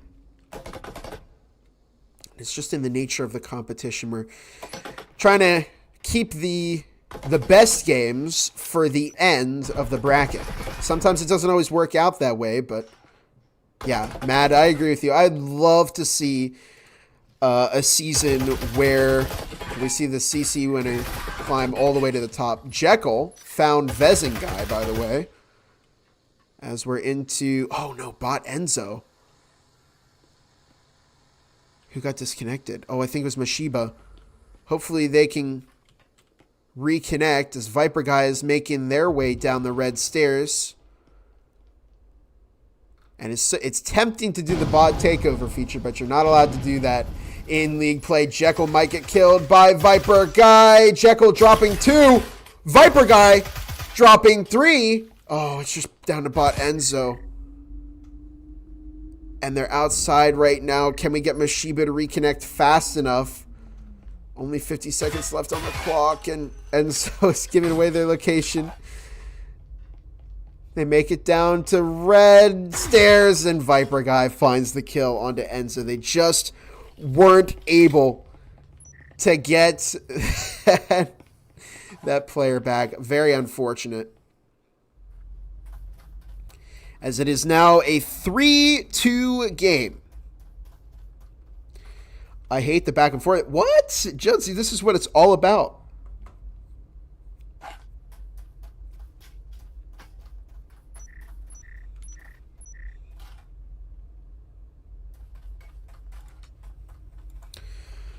Who's winning tomorrow? It's hard to say who's going to win between Chaotic and Blazy U. It is. It's going to be a very crazy matchup. We did see Blazy U win 7-2 against Chaotic. Question is, how is Chaotic going to bounce back? You know, they were at the end of CC. Maybe they were just running out of steam. But another important question is BLC going to be able to tie up against Eternity here? They lose Mashiba. He was yet to reconnect for their team. And Enzo goes down to Vezengai. The push over by Site B, and with BLC already starting a player down, you just worry, are they going to be able to find some momentum against Eternity? Jekyll going down to Marui Guy through the wall as it blows up. Just a minute 45 on the clock. Jai Guy is waiting for the flank, and Vezengai goes down. Good flank watch from Jai Guy. Now a 3 versus 4. Minute and a half on the clock, and Demon has connected for BLC. So it looked like they were subbing out Mashiba. Just a minute 25 as Viper Guy picks up some damage. Well, it's good that BLC is not going to run too many rounds. without a fifth player. Marui guy goes deep, and Stanky accidentally TKing Kane Rip, and Viper guy is just fed by two of those BLC players. It's 4-2.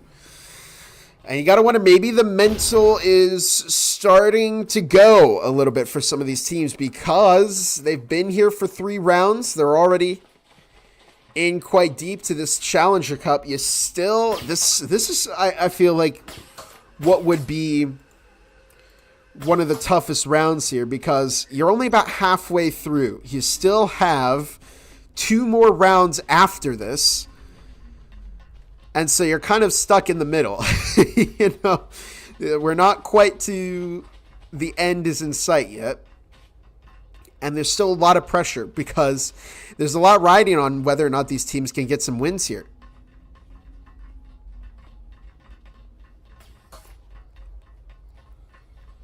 We do see that Reload has beaten Wendy Weedy Wiki 7-1. No other data on matchups quite yet. But we are going to start here. Eternity on their offensive half now. BLC taking the defense. And again, we did see Mashiba get subbed out for Demon. We'll see if maybe the sub was what they needed to get some pace here. Jai Guy on the flank and not wasting any time. This is good. This is what you want to see from a flank because oftentimes they're too slow. In Eternity are a team that play very much off of each other. Marui Guy finds the kill into Stanky. Jekyll taking out Vezin Guy, dropping a second. Jai Guy may pinch here. Jekyll goes down. And Jai Guy has got to pick up the pace here. They find Drone Guy. EMP is now down. This could be what BLC need. Demon over insights, looking to refrag, and they do get the refrag for Kane Rip. And it's now a 1-versus-1 between Demon and Viper Guy. We'll see if the sub from Mashiba to Demon is what BLC needed. 1:20 on the clock. There goes the wall. It's been opened up. I think Viper Guy's a good idea of where that team player is going to be. But Demon finding Viper Guy to keep BLC alive in this half. 3-4. Very, very well played by BLC. And again, I got to say, Jai Guy did a very good job playing flank the way it's supposed to be played. I mean, you have got to be fast enough to where you're going to be able to support your team. Too often do we see flankers take too long and ultimately their entire team is killed before the flanker is anywhere near the site.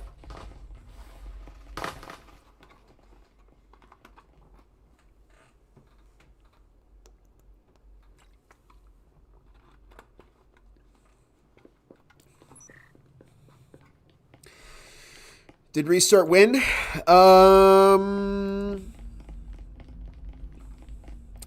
Well, apologies determined. It has not been decided yet. They're still battling United States as we speak. Depending on how many games are resolved by the end of this one, we can always take a look and see if that is still going on. Jai Guy's over on White Stairs as we speak, and they hear the audio cue. They find a lot of damage on one, but they're overwhelmed by Vezin Guy, and that's an omen in the hands of Eternity. And again, they're moving together as a unit. This has been a common theme from Eternity this entire Challenger Cup. They move in a giant group, and you really have to meet their aggression head on. Or you need to have a well-timed flank. Chaos might have been onto something, because they were trying to flank Eternity, but it just wasn't working. They're very, very strong when they play off of each other, and they know it, and so they continue to try this strategy. And if a team can counter this play style, they might be able to find some momentum here. Vezin Guy with a lot of lag manages to find Stanky. Kane Rip catching one through the smoke, but an S-tier frag from Marui Guy. Jekyll, however, is able to tie it up for BLC. Both of these players on a whopping 1 health. And I think we're starting to see BLC understand the way that they need to win. I think this was the step that Chaos was missing. They needed to examine the playstyle of Eternity and figure out where they were going wrong. And I just don't think they did that. They kept trying to spread formation.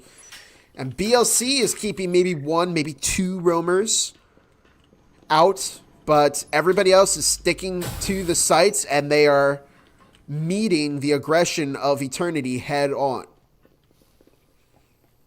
They're not just giving them free ones. That's not what you want to be doing if you're against Eternity here.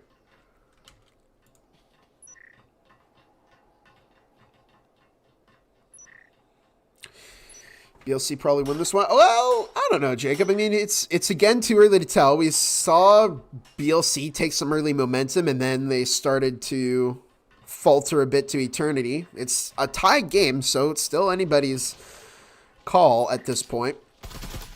It depends on how well BLC can continue to counter Eternity. They've done it twice now. And we'll see if they can continue to do so. They're not keeping any flankers this time. Everybody is staying on the site. Actually, Jai Guy might rotate off here and go around for the pinch. We'll see what they decide to do. Viper Guy, in the meantime, finds Stanky. And first pick has been given up. We see Jekyll is ready and waiting with a smoke. There's one tossed by Eternity. Jekyll firing into the smoke, and they're almost caught. As that EMP is planted, frag is tossed. Cane Rip finds IGL Guy. And I think that frag found a decent amount of damage onto both Viper and Marui. EMP down, slowly ticking. But look at the aggression that BLC is meeting Eternity with. They're moving up as a team. And we see Viper Guy pushing in. Uh-oh. But Demon goes deep. They find 2, and it's a 1v1. Demon is firing into the smoke. And it's a battle of patience between Viper Guy and Demon. Viper Guy gives away their location along with Demon. That EMP has got to be defused, and Demon is caught by Viper Guy. And an almost disastrous push from Eternity. That could have gone very, very bad, but it didn't. And so the important part is they now have momentum here over Big Little Company. They're 1 round off of match point. Remember that overtime is enabled, so that is a thing. We can go into that 6-6 and potentially see a 7-6 game.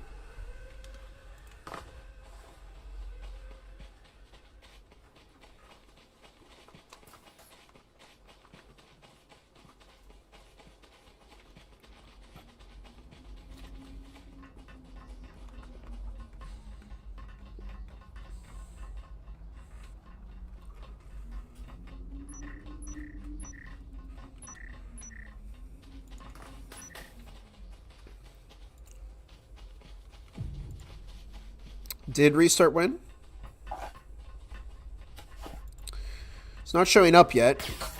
Extinction Reborn did lose to Vanguard. Empire beat Pantheon 7-2. I think Empire is going to be one of the favorites against whoever is coming out of this one successful. Empire's been pretty strong. We caught the end of their game with Complexity, and Empire played that very, very well. I think I recognize a lot of their players from one unit. So it could be a 1-unit rebrand.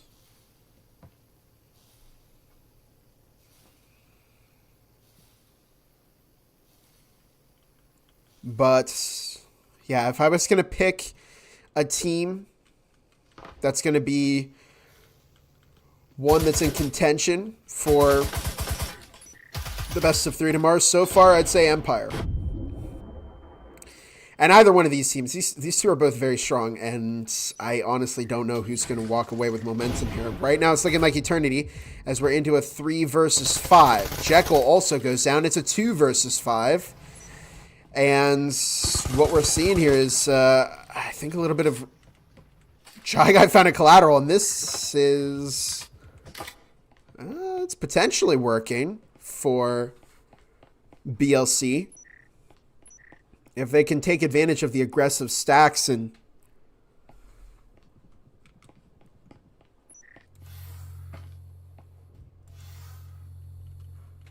maybe get some collaterals here, they might be able to get a win, but a 2 versus 3. Frag toss into the back of site B. And Demon has given away their location. EMP yet to be planted. 40 seconds on the clock. Jai Guy goes down to Marui Guy. It's up to Demon, who they know exactly where they are. And Demon was able to get Marui Guy, but just not able to find IGL Guy. And so we enter the 4-6. Eternity can end it next round and push BLC down to a 2-1 win ratio and move on to potentially face off against Empire in the 3rd round. Excuse me, the 4th round. We're getting, we're making good time here.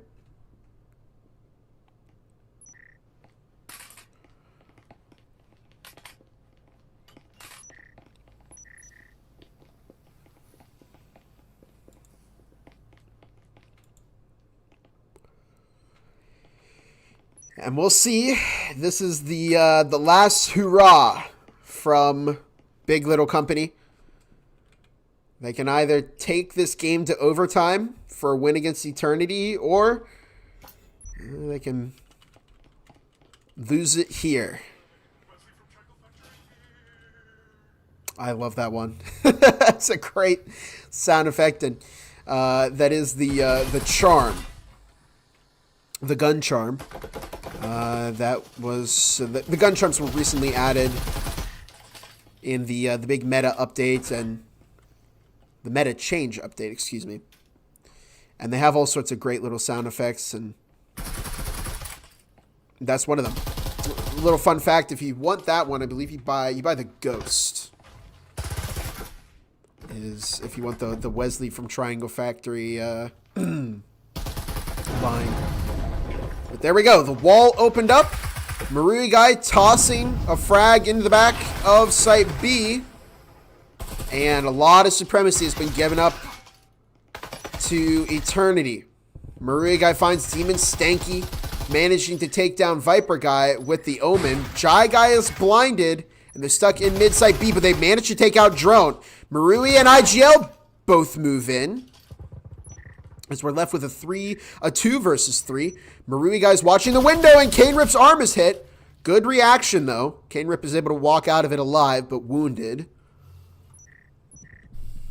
IGL watching the flank with just a minute left on the clock. And wait, look at this. The EMP is down over in Red Room. So Marui Guy's going to have to either assist their teammate here or go for the kill onto Kane Rip. And it's a battle of patience. IGL slowly inching their way through the vent.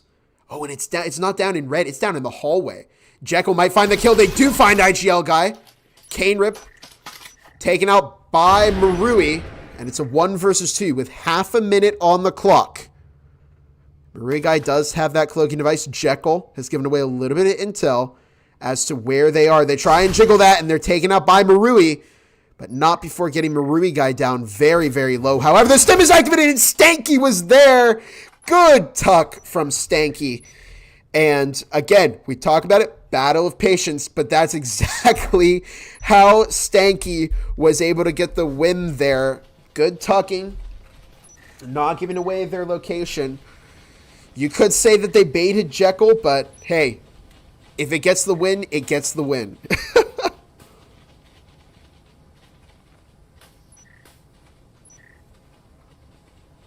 Empire's basically 1 unit. Okay. Yeah, thank you. Yeah, I saw the names. I saw Cohen, 7ZK. I'm like, yeah, it looks very similar to 1 unit. Well, it is.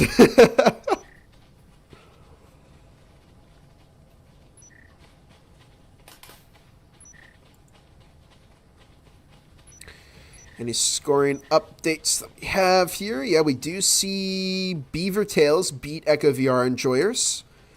That's Beavertail's first win so far. And here we go. This is either the Big Little Company tie for overtime or, whoops, it is an eternity win. Big Little Company found a good victory. They're down on the bottom floor, which historically it's been kind of iffy for BLC. Viper Guy is going to spring this trap onto Jai Guy, and they're looking for the blind fire. And Jai Guy's in a really tough spot here. I don't know if they're going to escape that alive. Frag is going to catch Jai Guy. No, they push into the smoke, but they're caught by Marui Guy. And they're just not able to get the value out of that Uricon that I think they were hoping for. Question is, how is this going to impact BLC? Is that early pick going to cost them this round? We'll find out. I think Stanky's been spotted, but they're tucking in a location that's going to make them hard to reach. Going for the spring onto Drone Guy, and it looked like we might be in a battle of jiggle peeking here, but Incendiary Toss, Stanky's got to go somewhere, but they're routed out of the fire, and that Incen could not have been thrown any better. Jekyll finds Viper Guy, the EMP is getting planted, fires all over the floor.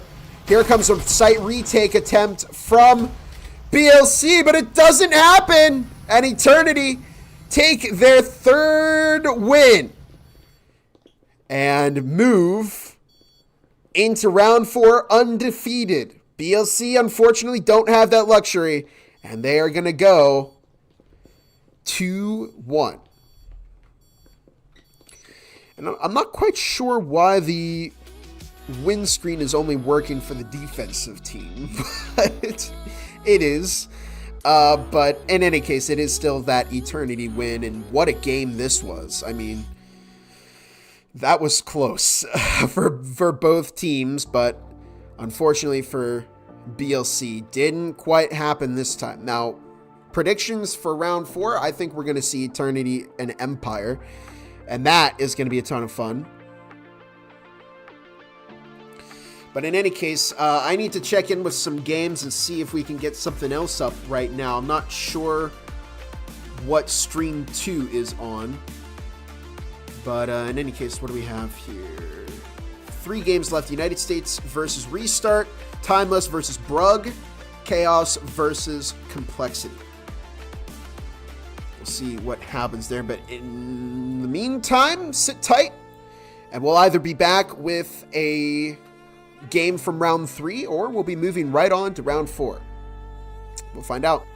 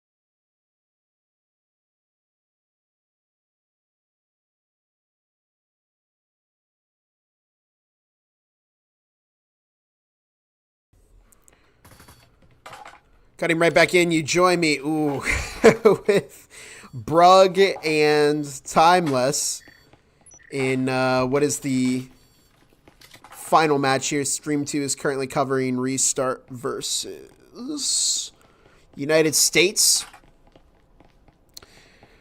First time casting my own team. It's not currently going too well. 3-6. We'll see if Brug can bounce back here. Currently representing Brug is Brabadabado, Brick, Trell, Miyagi, and Tog over on Timeless.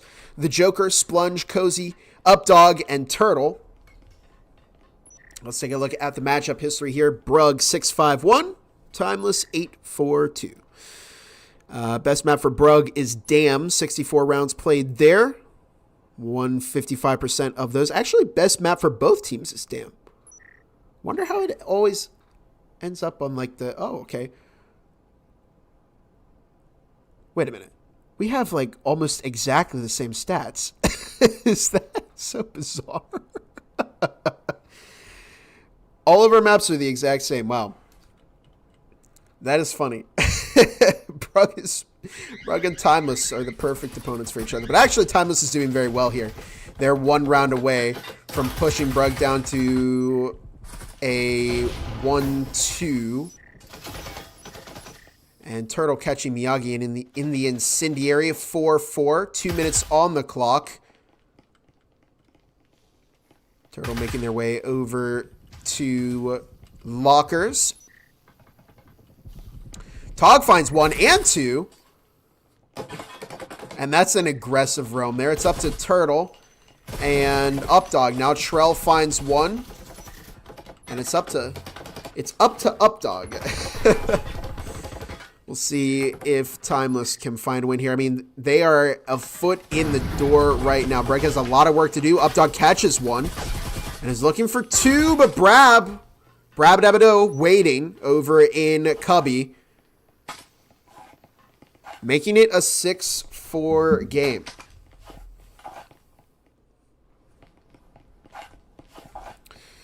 Take a look at the scores here.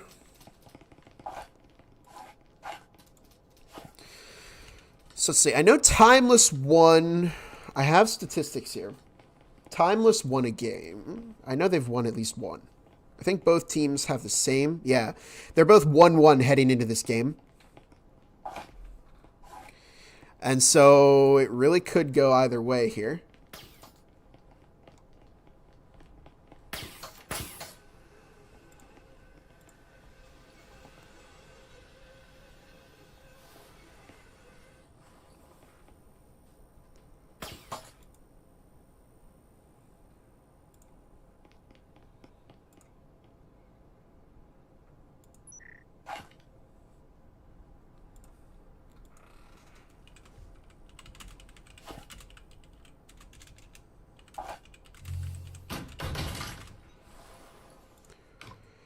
All right, starting off here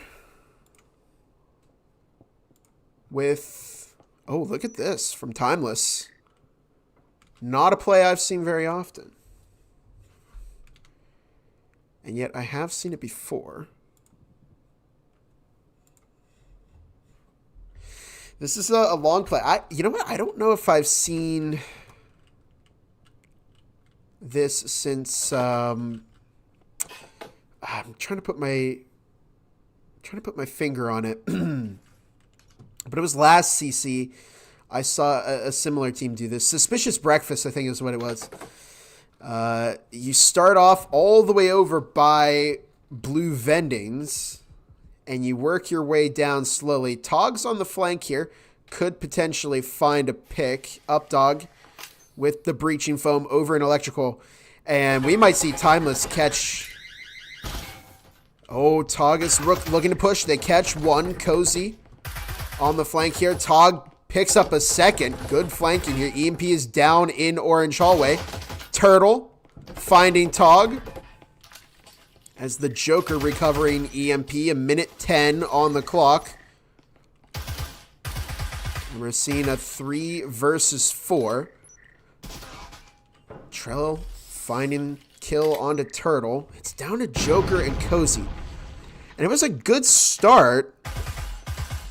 But I think once Brabdabadoh fired through the wall, it just forced Timeless to make a move.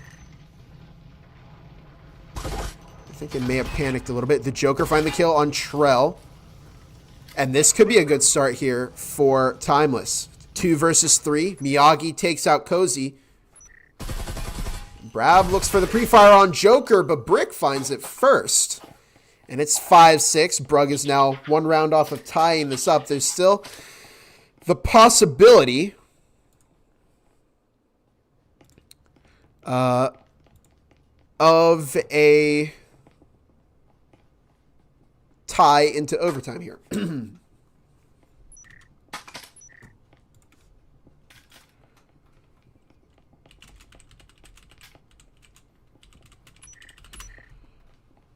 Just communicating with the special guest who's going to be joining us next round.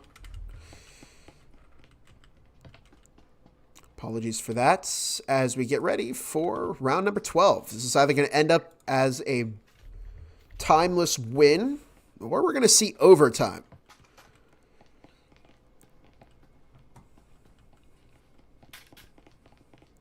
Rifles picked up by both sides. And Timeless are actually going very Marui heavy with this round. Uh-oh. This is... Oh, I thought we were going to see a potential Printers push, but it doesn't look like it.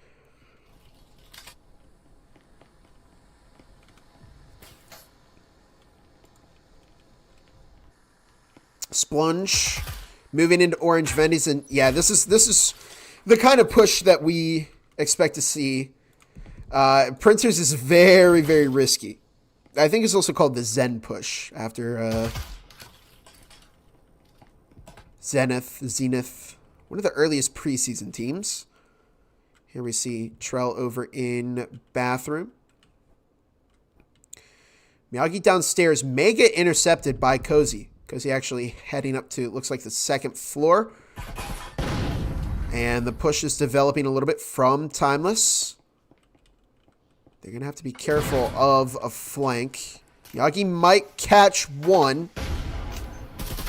Cozy goes for the pre-fire. They pick up a bit of damage. And the not the EMP, a frag is tossed, not prime. As Updog opens up the round with a kill onto Brick. 1:20 on the clock. Miyagi finds Splunge. Tog taking out Turtle. As it's a 3 versus 4.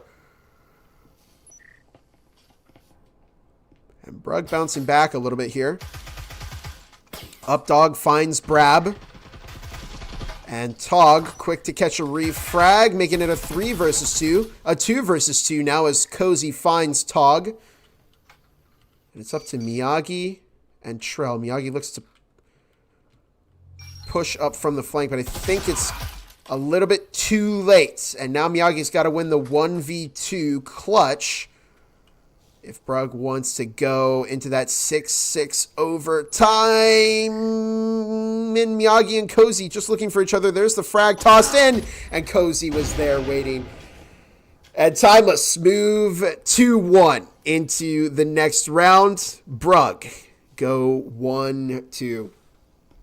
And it hurts a little bit to see to see that happen to your team, unfortunately.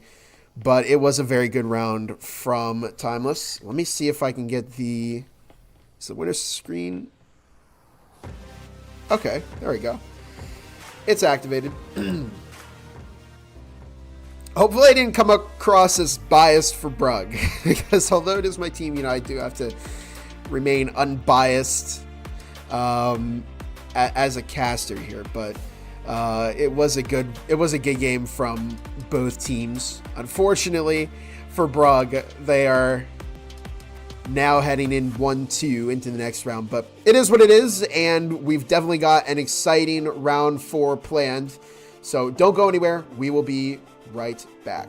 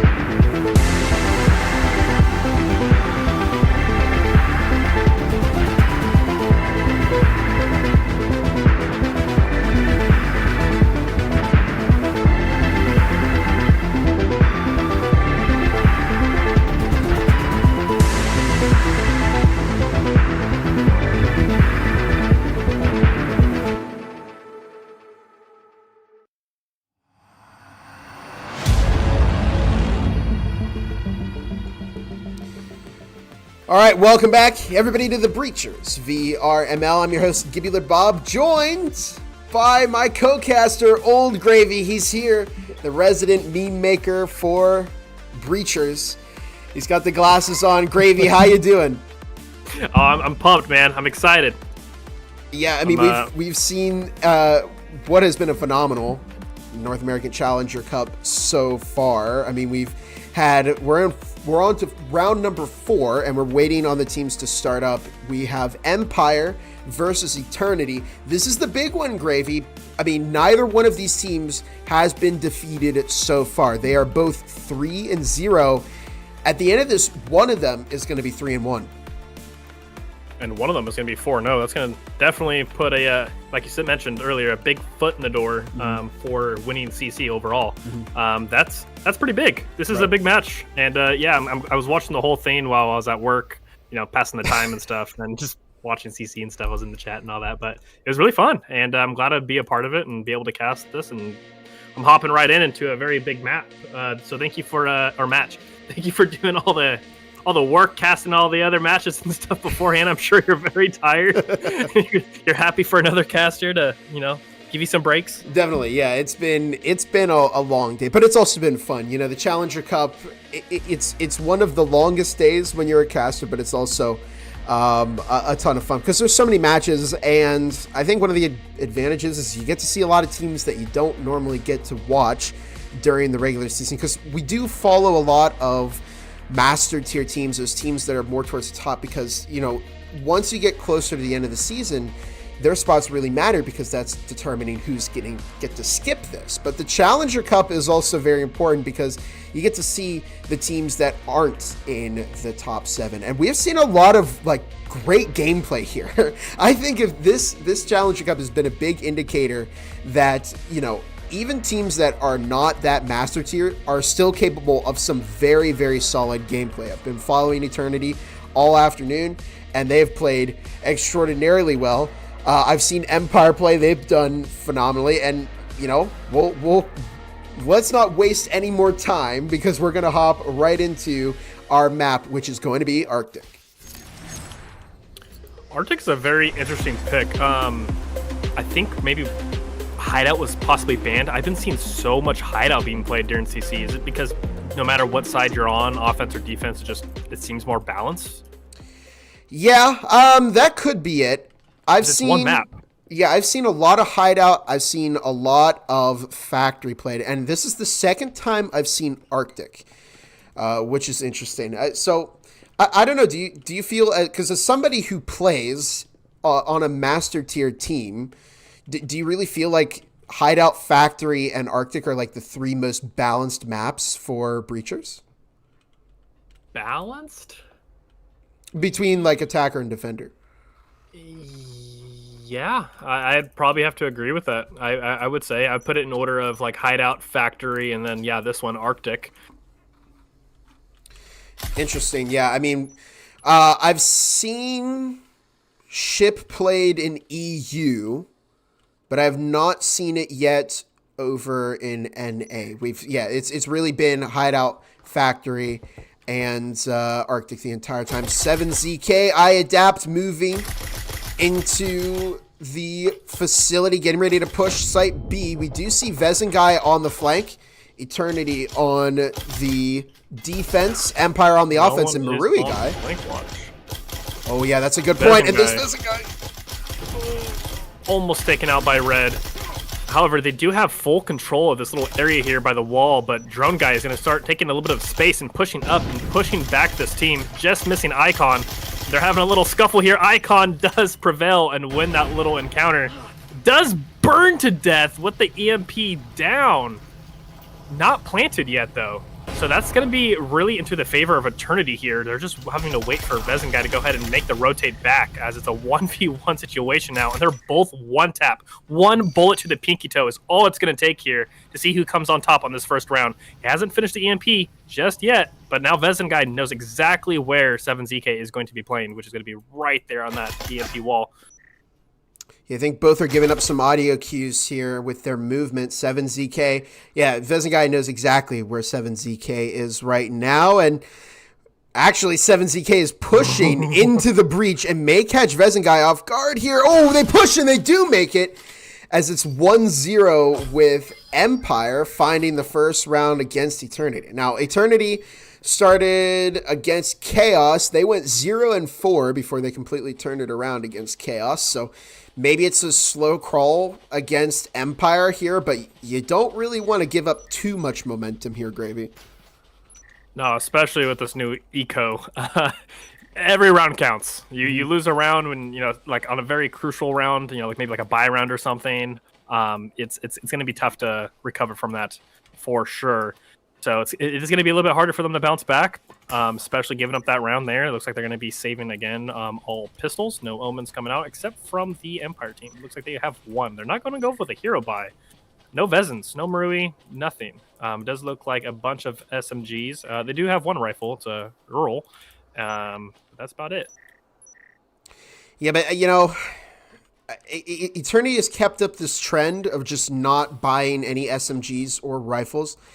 And it makes me worried for them because I feel like it is still important to buy those SMGs and potentially rifles heading into the second round because it gives you a bit of a firepower advantage. And as I'm speaking about that Oro was apparently sold. And so now Empire just has the Omen to work with. I mean, one Omen's better than no Omen right now, especially since they don't technically know that they don't have any Omens. So they might, be thinking that might be like a fair encounter or even at a disadvantage. But really, they do have the advantage. But yeah, one Omen, and they looks like they're going to be starting their push. It looks like they're getting some intel here with the drone before they go ahead and make their way in. Getting ready to foam the wall, checking all the corners and all the possible spots. Wall is foamed, and it does look like Eternity is going to be playing a very heavy B site, and 2 people on the flank watch / A side rotate. A lot of utilities dumped in here. Marui guy goes down to 7ZK. Minute and a half on the clock as the EMP is on the wall, and it's been tapped, and Drone Guy stuck in the fire. IGL guy finds one. I Adapt found their second kill, and it's now a 2 versus 4 as 7ZK looks to finish that EMP. That drone is just pinging IGL guy, just letting his whole team know, hey, he's right here, he's still right here, he's still right here, he's still right here. Vezin guy is horrendously pinched by iAdapt and Redo. That was very, very unfortunate. Excuse me, Red. That was very unfortunate for them. Absolutely nowhere you could go. And wow, a quick second round from Empire. They've been a team that, I haven't seen a whole lot of this Challenger Cup, but I mean, they're certainly off to a good start.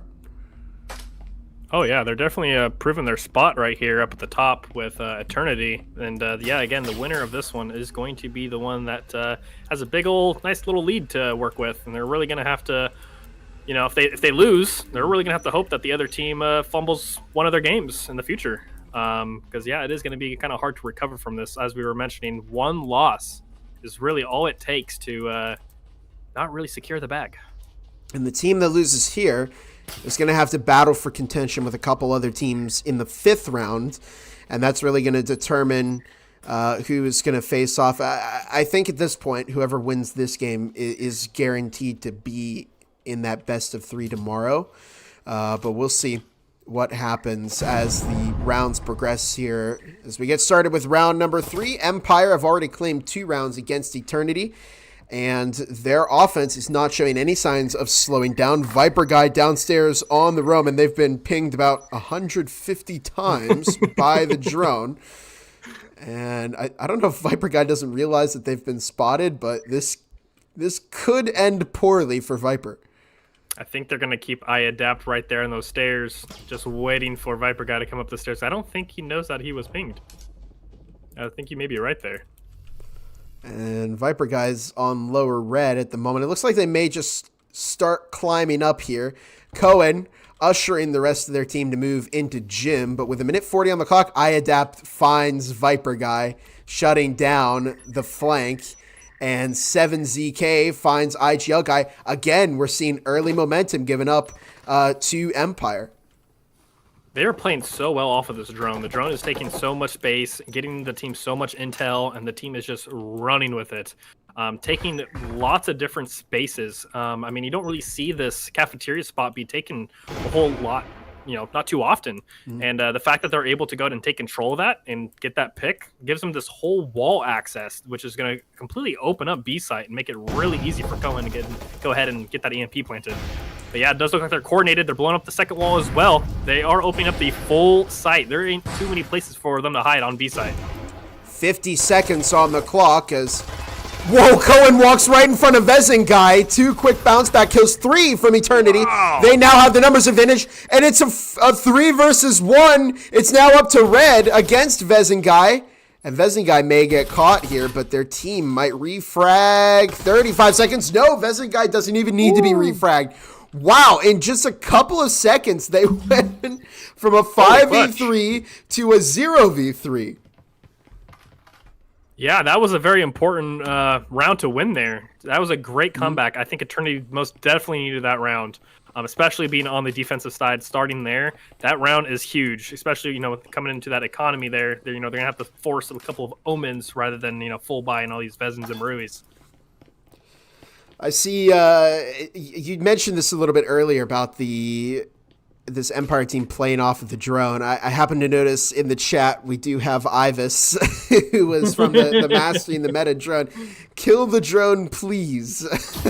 Ivis is begging them to kill the drone. And yeah, especially because that drone has been a very significant factor to quite a few of these successful Empire pushes.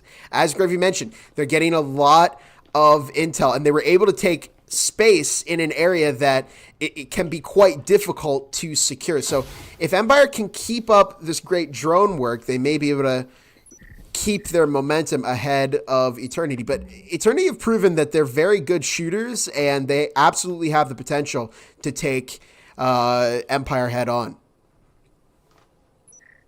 Absolutely.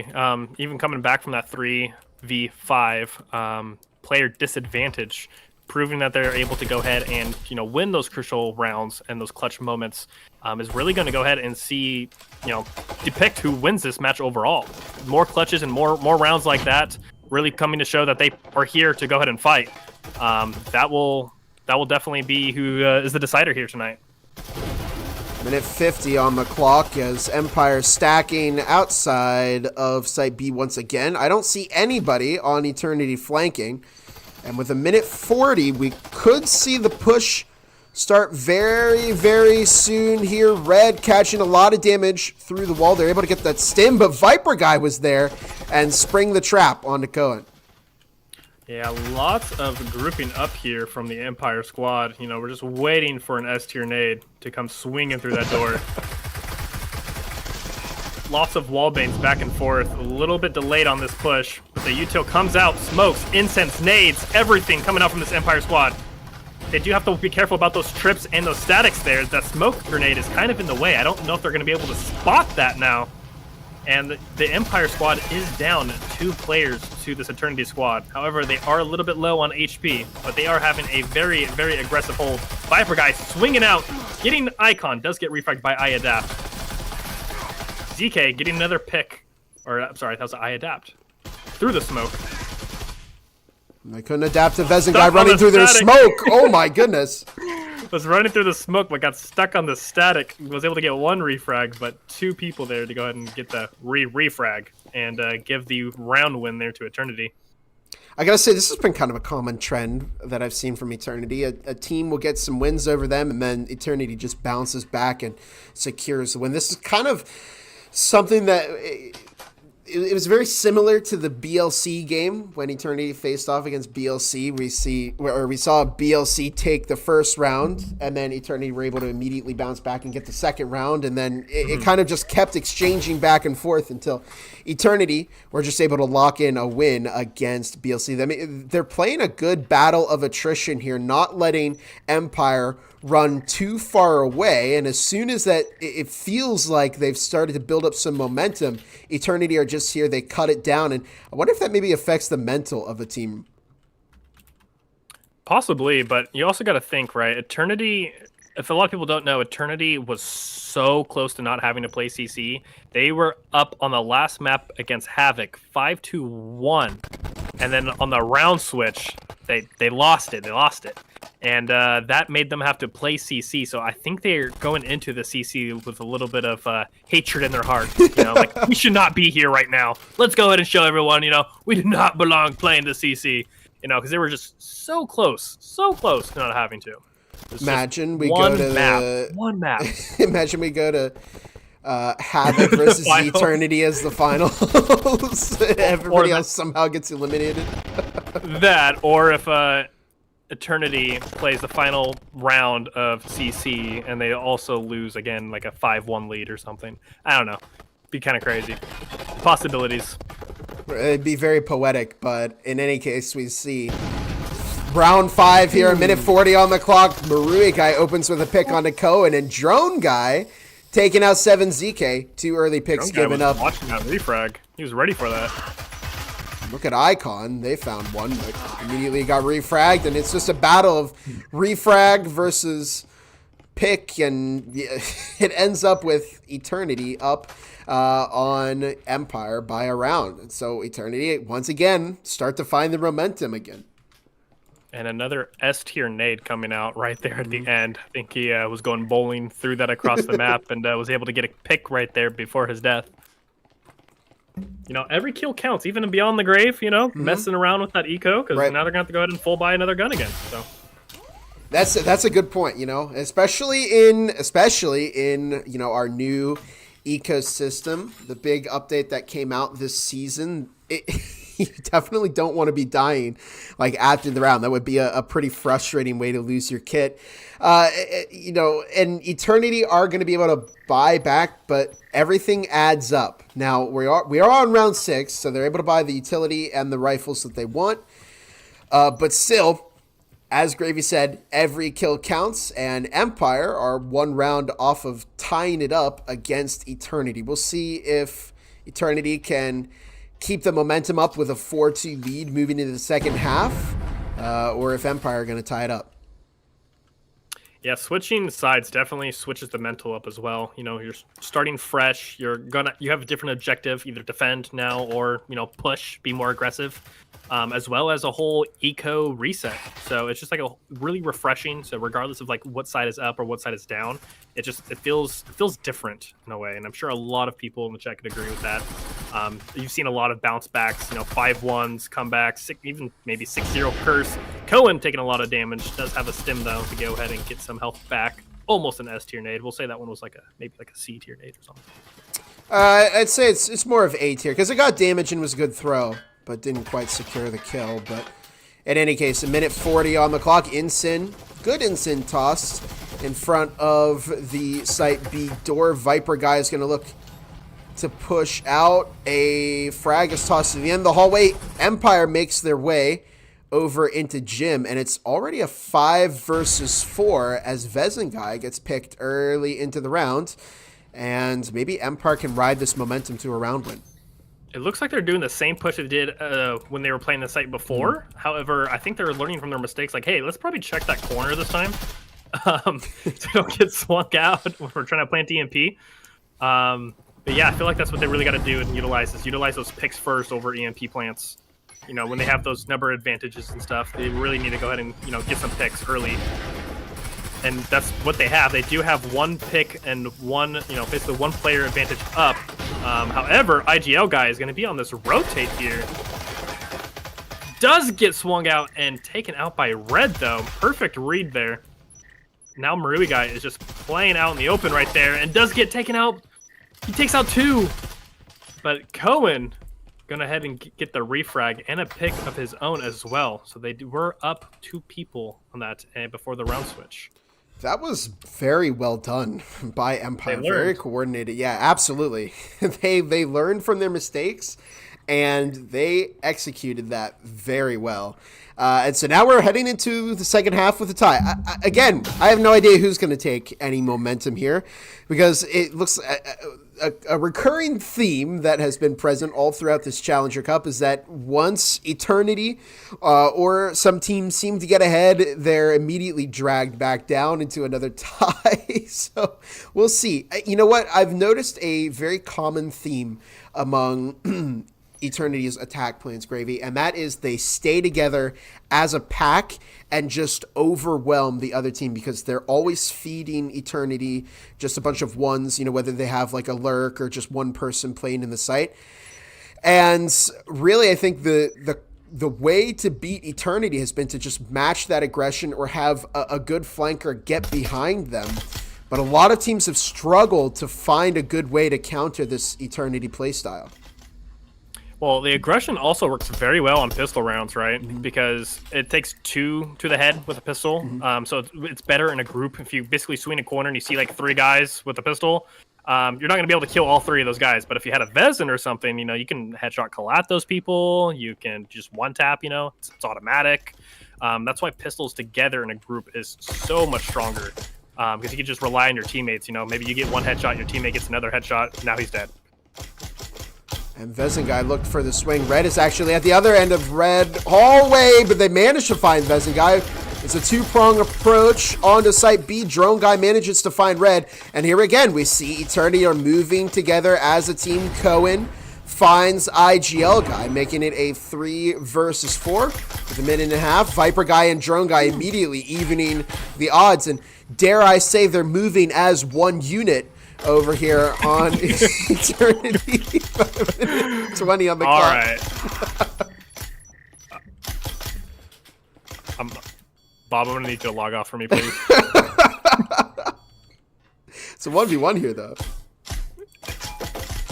They do have EMP down, but they do both know where each other are. They're taking shots off at each other. Just basically pressuring each side. But however, Marui Guy has the defense now and loses the 1v1 battle to Icon. Lots of exchanging shots there back and forth. I mean, you could even see they only had 12 bullets left in their spectral. So it was kind of use that mag to the best of your ability or you're completely out of ammo. And at that point, just put your hands up and surrender.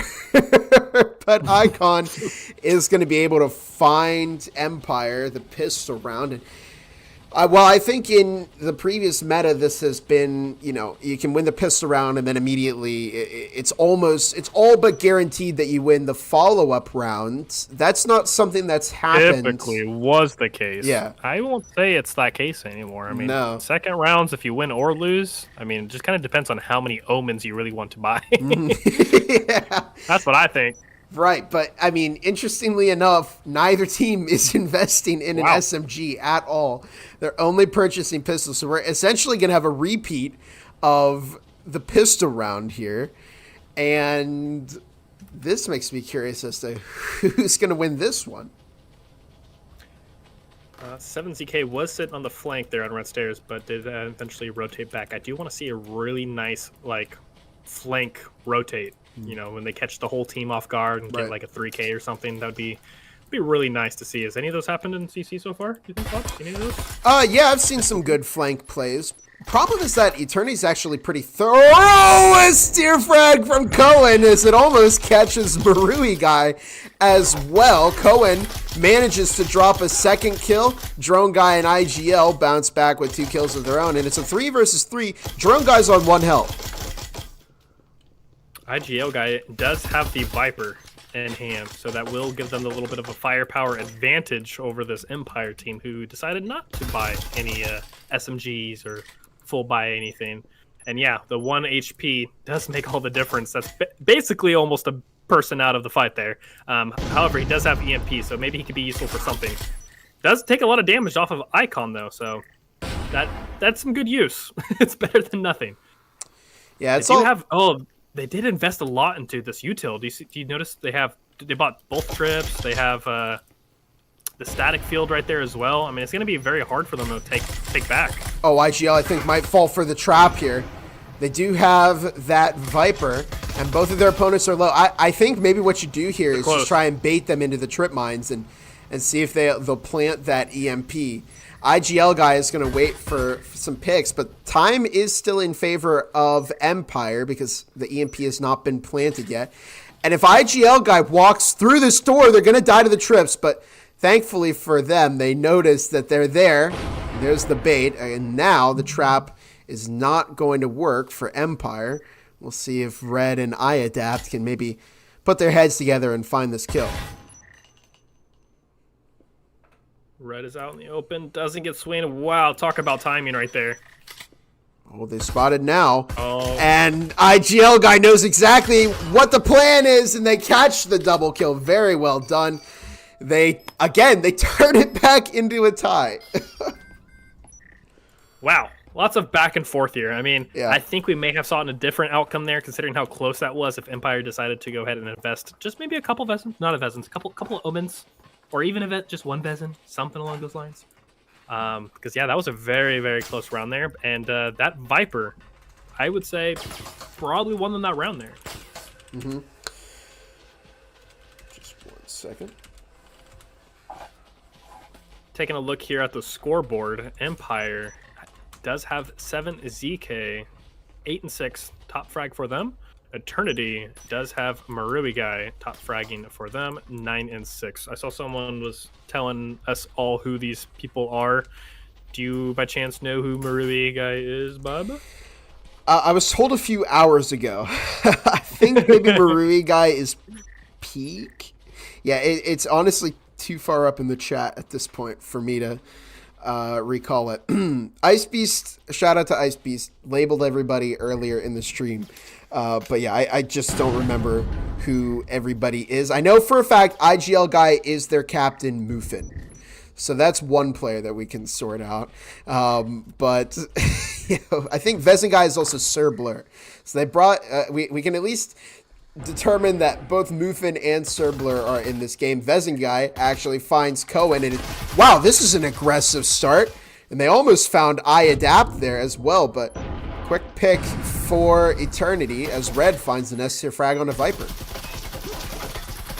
Yeah, Vezin guy was able to go ahead and get a kill there and quickly grab the Vezin, but was quickly refragged out, not getting a whole lot of use out of that Vezin.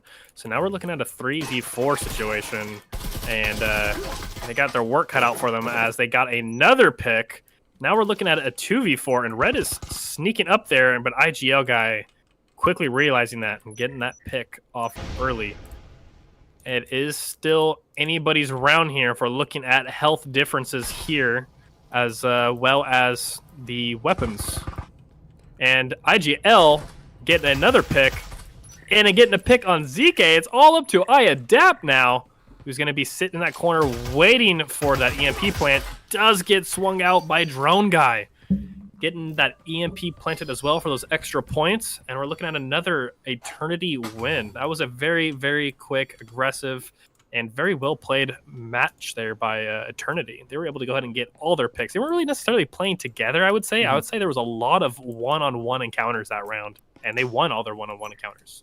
If that's one thing you can say about Eternity, they are a team of shooters. They're very, very good at winning those ones. And, you know, they stick together, so it's hard to draw them into those ones. But even when you do get them into the ones, it's not like you're instantly going to win. They're also very good with their gun skill. And so that's something that, you know, maybe Empire is... I think maybe there's... Do you think at this point they might be struggling to find ways to counter Eternity? I mean... We're still in 5-4, so there's potential for Empire to bring this back. I can't say there's anything to counter necessarily. I think they just got to keep doing what they're doing and playing how they're playing, because both of these teams are just so close neck and neck. Mm-hmm. It's a lot of back and forth here. So I think whatever they're doing is working. They just got to keep doing that, but maybe a little bit better. That's how you adapt at the pro level. Just do what we're doing a little bit better. Do it better. Yeah. In any case, here we are, round number 10 with Empire. Yurikon coming out from iAdapt. Interesting choice. Love to see it. I hope it gets all the kills. I just realized the big eco disparity here. Oh my goodness! Viper guy almost got picked by the frag. Good movement there, and Cohen goes down. But yeah, we're seeing one rifle in the hands of Empire, and they've got some Omens and an Huracan, but ultimately they're in a bit of trouble here because Eternity has 5 people alive, and they all have rifles. Yeah, and they do have Vezin guy on the red room rotate, just getting a ton of damage through the wall, just messing with the Empire's head. Oh, they were able to get ahead and get in sight and get the EMP planted down as well with the help of that smoke and ensign. Now they're just going to go ahead and play post-plant. I gotta say, Gravy, that Huracan sounds terrifying. I hear that and I would run. That is very, very loud and very scary sounding. But the EMP is down, slowly ticking away. I adapt. Red, 7ZK, all moving up. And there goes the dive from Red. And Marui guy taking all of the kills. Leave enough for the rest of the class, please. And it's 6-4. Eternity take match point. Yeah, I mean, they're gonna have to come back with 2 rounds right here. This is basically like full buy. We gotta do everything we can to go ahead and win these 2 rounds in a row, just to go ahead and bring it to a tie, which, by the way, goes into overtime now. Which I'm excited to see. Have you casted any overtimes? Any close matches? I unbelievably, I have streamed for like 7 hours today, and I've not seen one overtime game, which is very unfortunate. Some quick intel for you, Gravy. Marui guy is Parrot. Drone guy is Cracker. Viper guy is Zen. And Peak is Omen guy. Ivis says, I should be drone guy. And Hertosh claps back and says, Ivis should be the Yap guy. Love to see it. Yeah.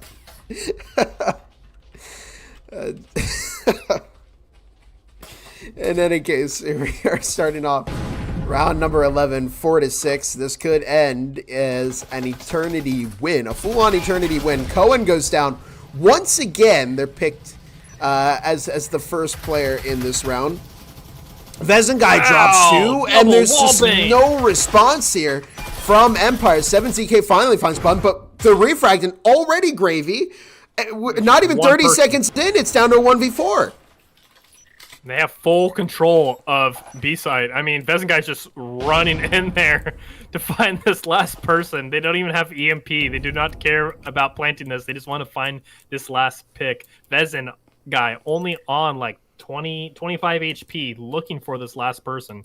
Red, I'm not too sure exactly what the plan is here on the other site. But I think he's just waiting to be pushed or something, but gets swung out by Vezin, who was hiding and waiting for him right there in the corner. Very quick round. I mean, the double wallbane, like the util usage, like they took that site so quick with that drone, and we saw just an absolute domination of that round, and Eternity just winning that with no problem. I was very surprised by that because, you know, Empire has been putting in a great performance all game, and all of a sudden they just kind of got swept off their feet there by Eternity in the end. And 7-4 as Eternity now move undefeated into the final round. Empire are going to go 3-1 into the final round, and they're going to join the battle for whoever is going to face off against Eternity in that best of 3. I don't think there's any timeline now where Eternity will not move on to the best of 3. But let's see, what other kind of scoring updates do we have here? Echo VR Enjoyers beat Wendy Weedy Wiki 7-1. Pantheon beat Chaos 7-4. United States beat Complexity 7-1. Reload beat Brug 7-2. Beaver Tails beat Extinction 7-0. And Restart beat Timeless 7-1. We're currently waiting on the final game, Big Little Company versus Vanguard, to conclude. That's over on Stream 2, hosted by Martini and Gravix. Coming up, we're going to have the final rounds, and we are going to watch the, final matchups that are going to determine who is going to be in that best of 3 tomorrow. But until then, sit tight. We're almost there, almost to the end. We will be right back.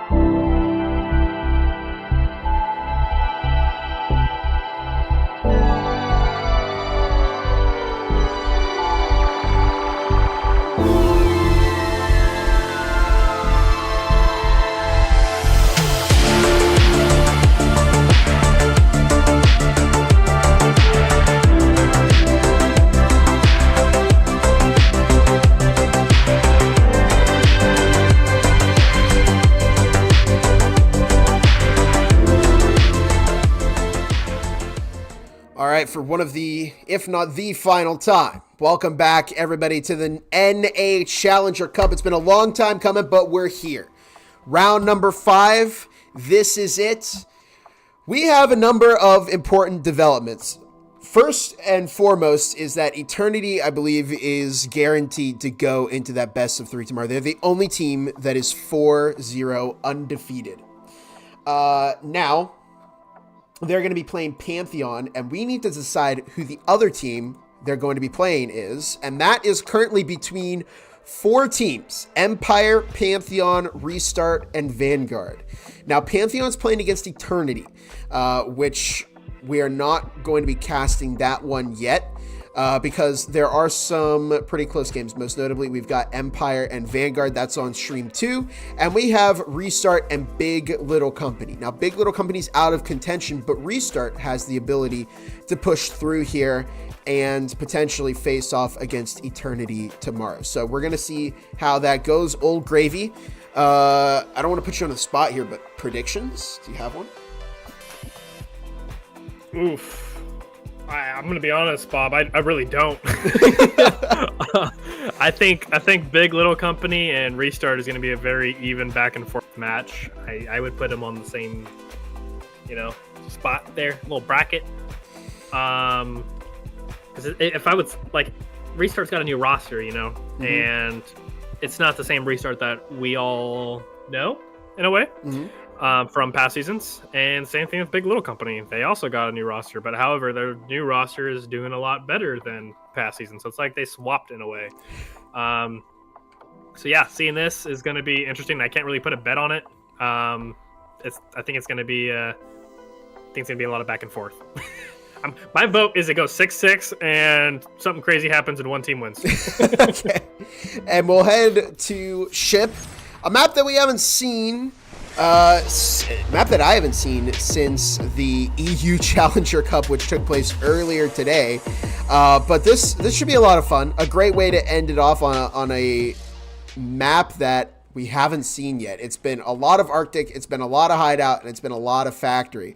But here we are on the final map. Big Little Company taking the defense, and Restart taking the offense, representing Restart is Tanky, Gamma 2 Dash, Gears, Malicious Panda, and Maestro. And over on BLC is Jekyll, Mashiba, Dopius, Kane Rip, and Stanky. That frag could have been devastating for Tanky and Maestro, but it didn't connect, and they now toss one of their own, and it's an S-tier frag from Tanky onto Stanky.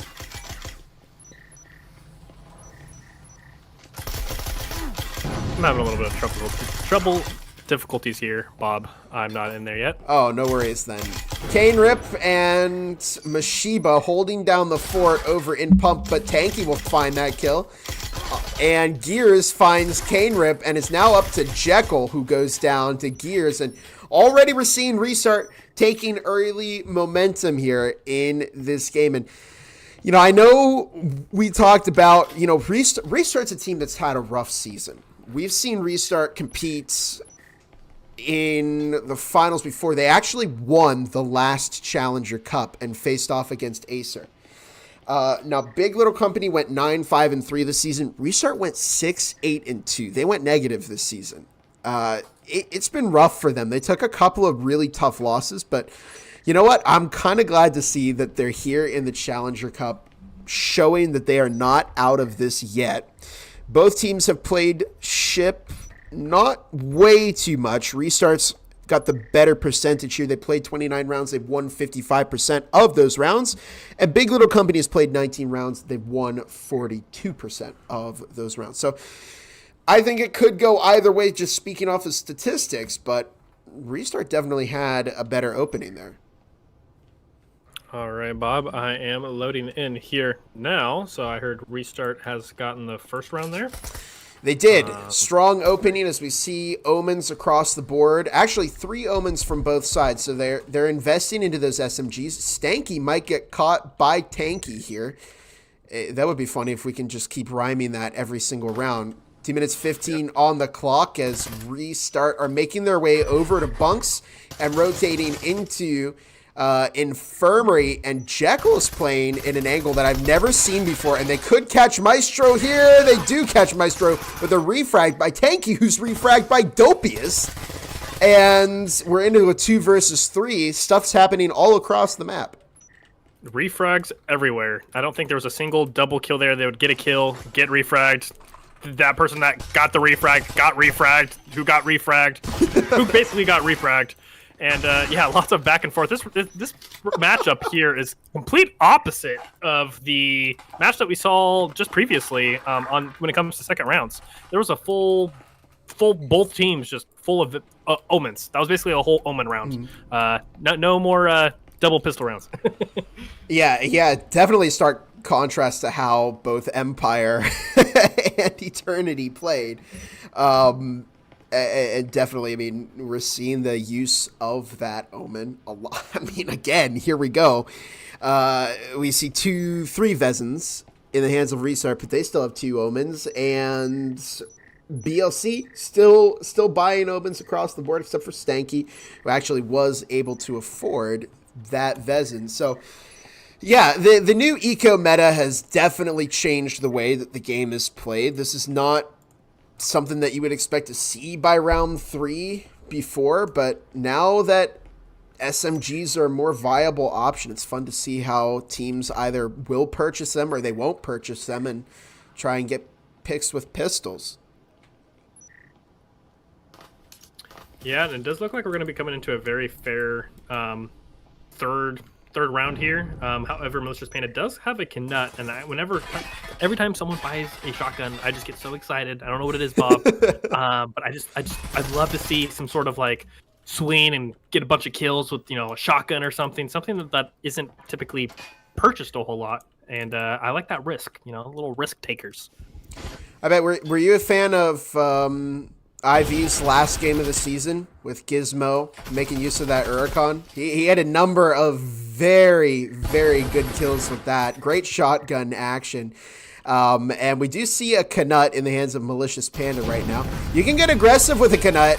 Malicious Panda tried to, but Stanky was there to immediately shut that down. They dropped a triple kill before going down to Maestro. Jekyll found one. It's up to Gears, and they're taken out by Mashiba as BLC find the momentum here with a 2-1 game. Absolutely. I think Stinky really carried that momentum in that round there, being able to go ahead and get those very early picks with the Vezin and absolutely just stop that left side push. Basically focusing all the attention for his team just to focus on that right side, basically where the rest of the team is. Because Stinky right there was a one-man army, just being able to go ahead and clean that side up all on his own. Well done. Yeah. And look at the money that's in the pockets of BLC. They are rich. They are able to buy Vezins, and they're able to buy Vezins next round, and then some. They have a lot of cash to play around with here. Restart had great momentum, and they're moving fast, but they're just not getting these kills here. And I mean, part of that is due to who we're looking at right now, Stanky, who took out 3 of them before trading his own life in the previous round. So very good value that I keep wanting to say bacon, lettuce, cheese because that's what I called them before. But BLC has managed to stay in this with some momentum. The stuff you say never surprises me, Bob. Bacon, lettuce, cheese. I don't know why I haven't heard of them before. All right, we're seeing lots of trades coming out here, and it's in the favor here of bacon, little cheese, or whatever the heck you just said.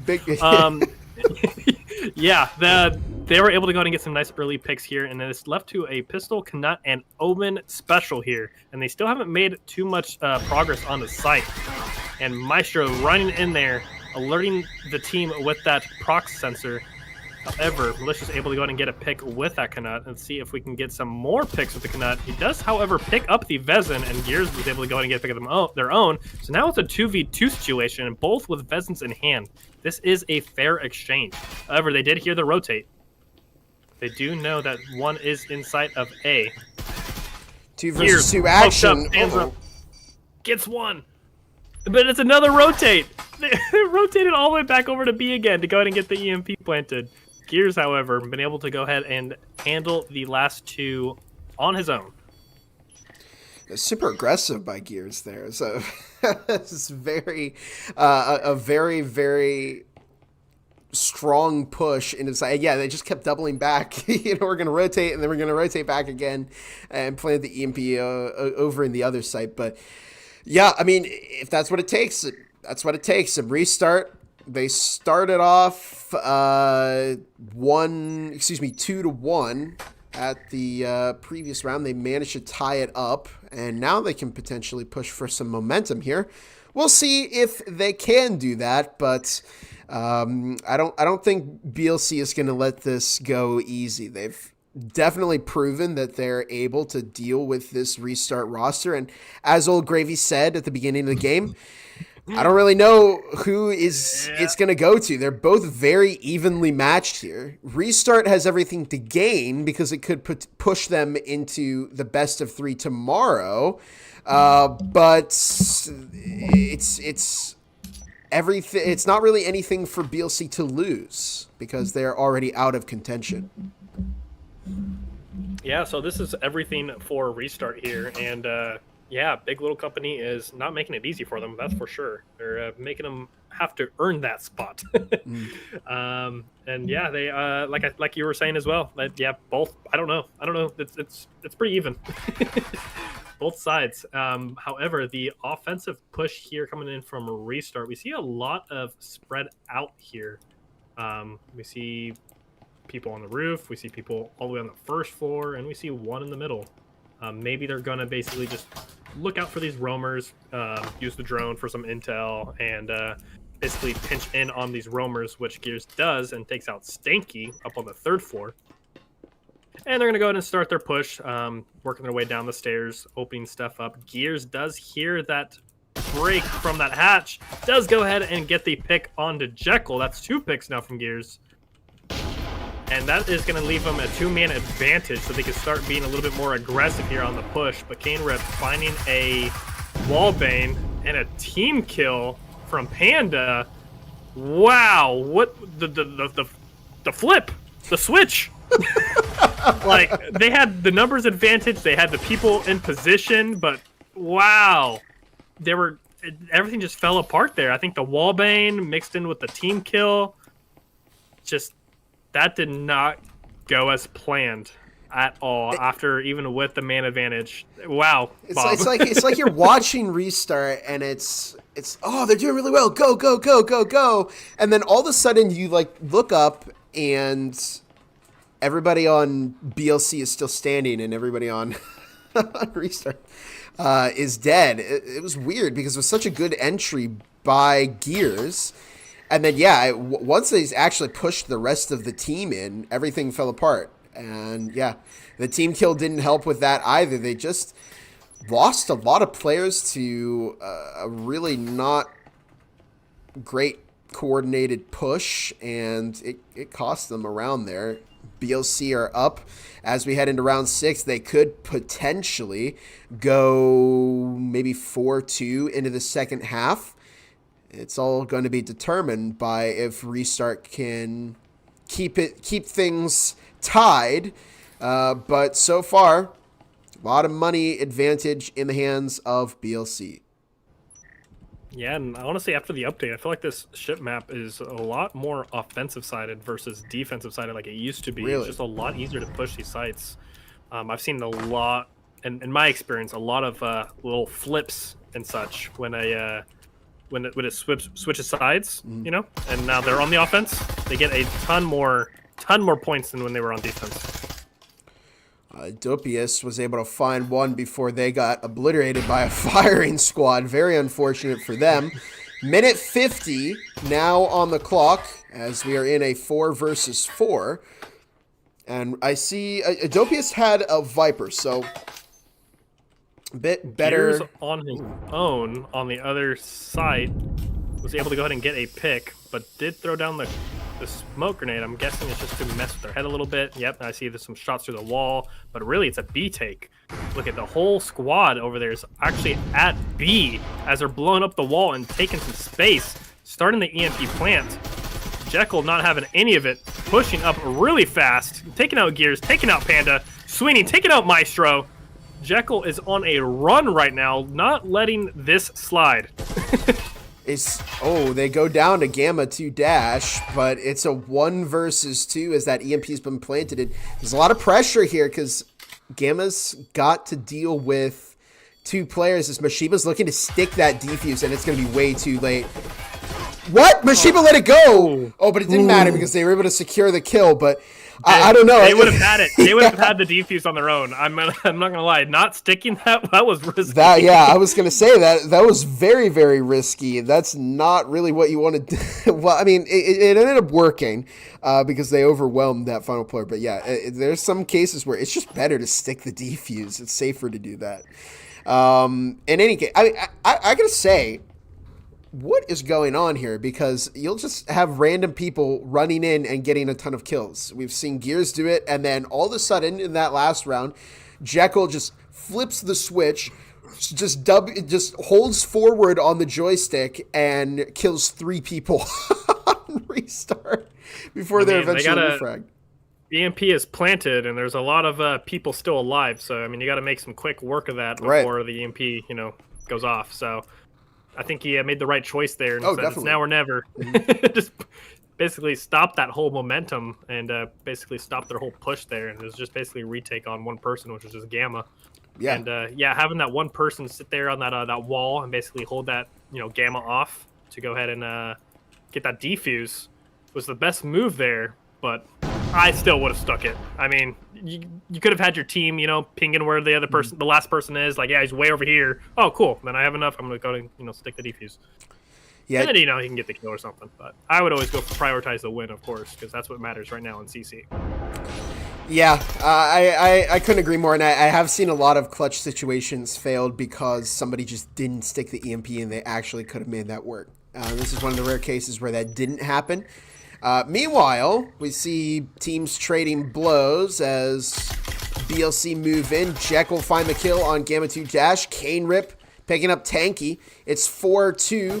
And as Gravy pointed out, the pistol round, excuse me, not the pistol round, the offense is the easier half to play on this map. Kane Rip finds one and Jekyll finds the other as BLC make it a 5-2 game. With, I don't know, we're seeing Restart kind of losing that momentum that they had. Absolutely. Has it been it's been 3 rounds now that Restart has not won? That's got to be doing numbers on their mental, especially now that you've already had the switch and you're already losing rounds on the switch, when you're supposed to, be at a different, refresh of eco. That's when you're supposed to go ahead and flip that switch in your head, and it's just not working out. It's like I said, personally, I feel like this map is a little bit more offensive sided, so you really need to get all the wins that you possibly can while on defense. 2 is good, 2 is not bad. 3, that's not that great, and then 4, I mean that's a wrap.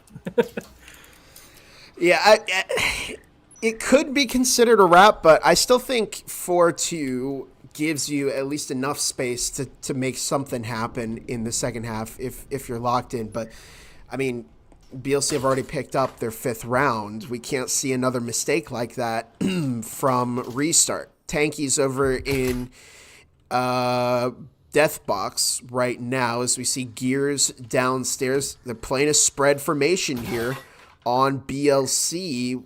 Not BLC, on Restart, while BLC staying a little bit closer together, and we might just see another chain of refrags. That's what happened on this site last time. Jekyll finds one, Tanky catching one on BLC. We're into a 4 versus 4. Tanky does have their only buy right now, which is a Viper, and does get taken out. So now they are I have to point this out. Tanky killed Stanky. Anyways, continue. I'm sorry, what happened? Tanky killed Stanky. It rhymes. It's I've always find that kind of funny. And it's all up to Panda with the pistol. Does take out 2. It's a 1v1 situation here. They can still stay in here. However, that's a very good use of util. stopping that push there. Oh, we see a very happy Mashiba as he swings out and gets that kill. Now we really can't see any mistakes come out from Restart. Yeah. They need to go ahead and get 4 rounds in a row. And not only just that, they got to win the final one as well when it goes into overtime. It's not impossible to win this. But it's unlikely. Yeah, you could say that. I mean, winning 4 rounds in a row, they don't have any one-shot rifles like the Vezin or the Marie. They have to force buy Arils, a Cadillo, an RCP. So it's just desperation at this point from Restart. And it is a bit of kind of this. They probably have that sad realization that their CC is coming to an end here. Whoops, as BLC have just built up so much momentum over them. It's going to be hard to keep your head in the game when that lingering thought of defeat is just so prevalent. I mean, they are just one mistake away from not being able to contend in that best of 3 tomorrow. That's got to be a lot of pressure riding on the line. I mean, Restart did win. Was it last season's CC? Or was it the season before that? They won the last one? Yeah. Then, I mean, they are the CC champs, if we look at it that way. Anything is possible. It was a different roster, though. We'll say that. But oh, look at Gears. Wait, look at Gears. Gears is getting aggressive here. Oh, they weren't expecting it. Kane Rip managed to get the refrag. Tanky is going to look to refrag Kane Rip, and Tanky finds another one. Wow. Hold on. It's a 4 versus 2. Stanky finds Tanky this time. Stanky dropping a double. And it's a 2 versus 2. It's down to Dopiest and Stanky versus Malicious Panda and Gamma 2 Dash. A minute and a half on the clock. Grenade. Lots of damage. No stim on site. Dopiest. Oh no, Dopiest caught themselves in their own fire. Oh no. And this could be what Restart needed. Has this miracle given them the opportunity? Stanky gets a bit of damage. Gamma 2 Dash is still. Oh my goodness, Gamma finds Stanky. And they might not be out of it yet, Gravy. They're 3 rounds away. Yeah, maybe Caster's Curse. Maybe we've done it. That was a very unfavorited round for Restart going into that. I mean, they made it work though. I think the Dopiest with the ensign there, if they lose this match, the whole thing, I don't think Dopiest is gonna hear the end of it. I think that's what we could pin it on, to be honest. Yeah, Am I wrong for saying that? I mean, yeah, I mean it's definitely unfortunate. I don't know. Was that because Stanky there was also caught, but maybe if Dopiest didn't go down to their own incendiary. To their own ensign, like it'd be different if someone else killed him. It was a Z tier ensign. If you take yourself out with your own grenade, you're below F tier. F tier is like damaging or maybe killing one of your own teammates. Z tier is when you take yourself out with your own grenade. Well, you know what? I mean, to be fair, we have an example to go off of. Do you remember Ash? When Ash? Oh, yeah. We make sure you're the end of it. He still gets, we still tease him for that. That was what, because not only did he took himself and somebody else. Yeah, and me. Out with it was me. In finals, yeah, I remember that. Oh, that was fantastic to watch. But yeah, I mean, definitely that is something that you might not ever hear the end of. So it's it's extra motivation for Dopiest for them to bring this back and potentially find the win against Restart here. And they're very close, right? They just need one more round win, and they're going to take Restart out of contention for this Challenger Cup. Just a reminder once again that BLC cannot gain anything by this. They've already lost 2 games, unfortunately for them, so they won't be able to go into that best of 3 no matter what they do now. But I guess they're going to say, you know, if we're going down, we're taking restart with us. That's very true. This is a big match here for restart, and you know, already taking out that many players is not going to be looking good coming into this final round.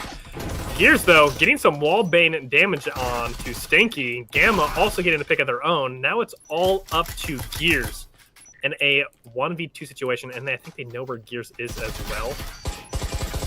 Oh, Gears is stuck there. Slow momentum, but they do manage to find 1 kill. And they're going to look for Cane Rip there. It's a battle of jiggle peeking, and Cane Rip finds the kill onto Gears. So close. But BLC are going to take Restart out of contention for this. You can see Restart already have a couple players leaving the lobby, and it's definitely a crushing blow. They started off with a loss, but they worked every round to get back up to this point, and it was just taken away from them by BLC. So it's unfortunate, but that is the nature of the Challenger Cup. That's just how it works sometimes, and sometimes you can find a lot of that success and that momentum, and other times it can be a very, very difficult game that can really challenge your team chemistry. But in any case, it is going to be a win for Big Little Company. And let me check the scores here, because this may be the last game we cover here. Reload beat Echo VR Enjoyers 7-1. United States beat Timeless 7-2. Brug beat Extinction Reborn 7-3. So I think what we might see is how Eternity and Pantheon are doing, and we will be right back with that.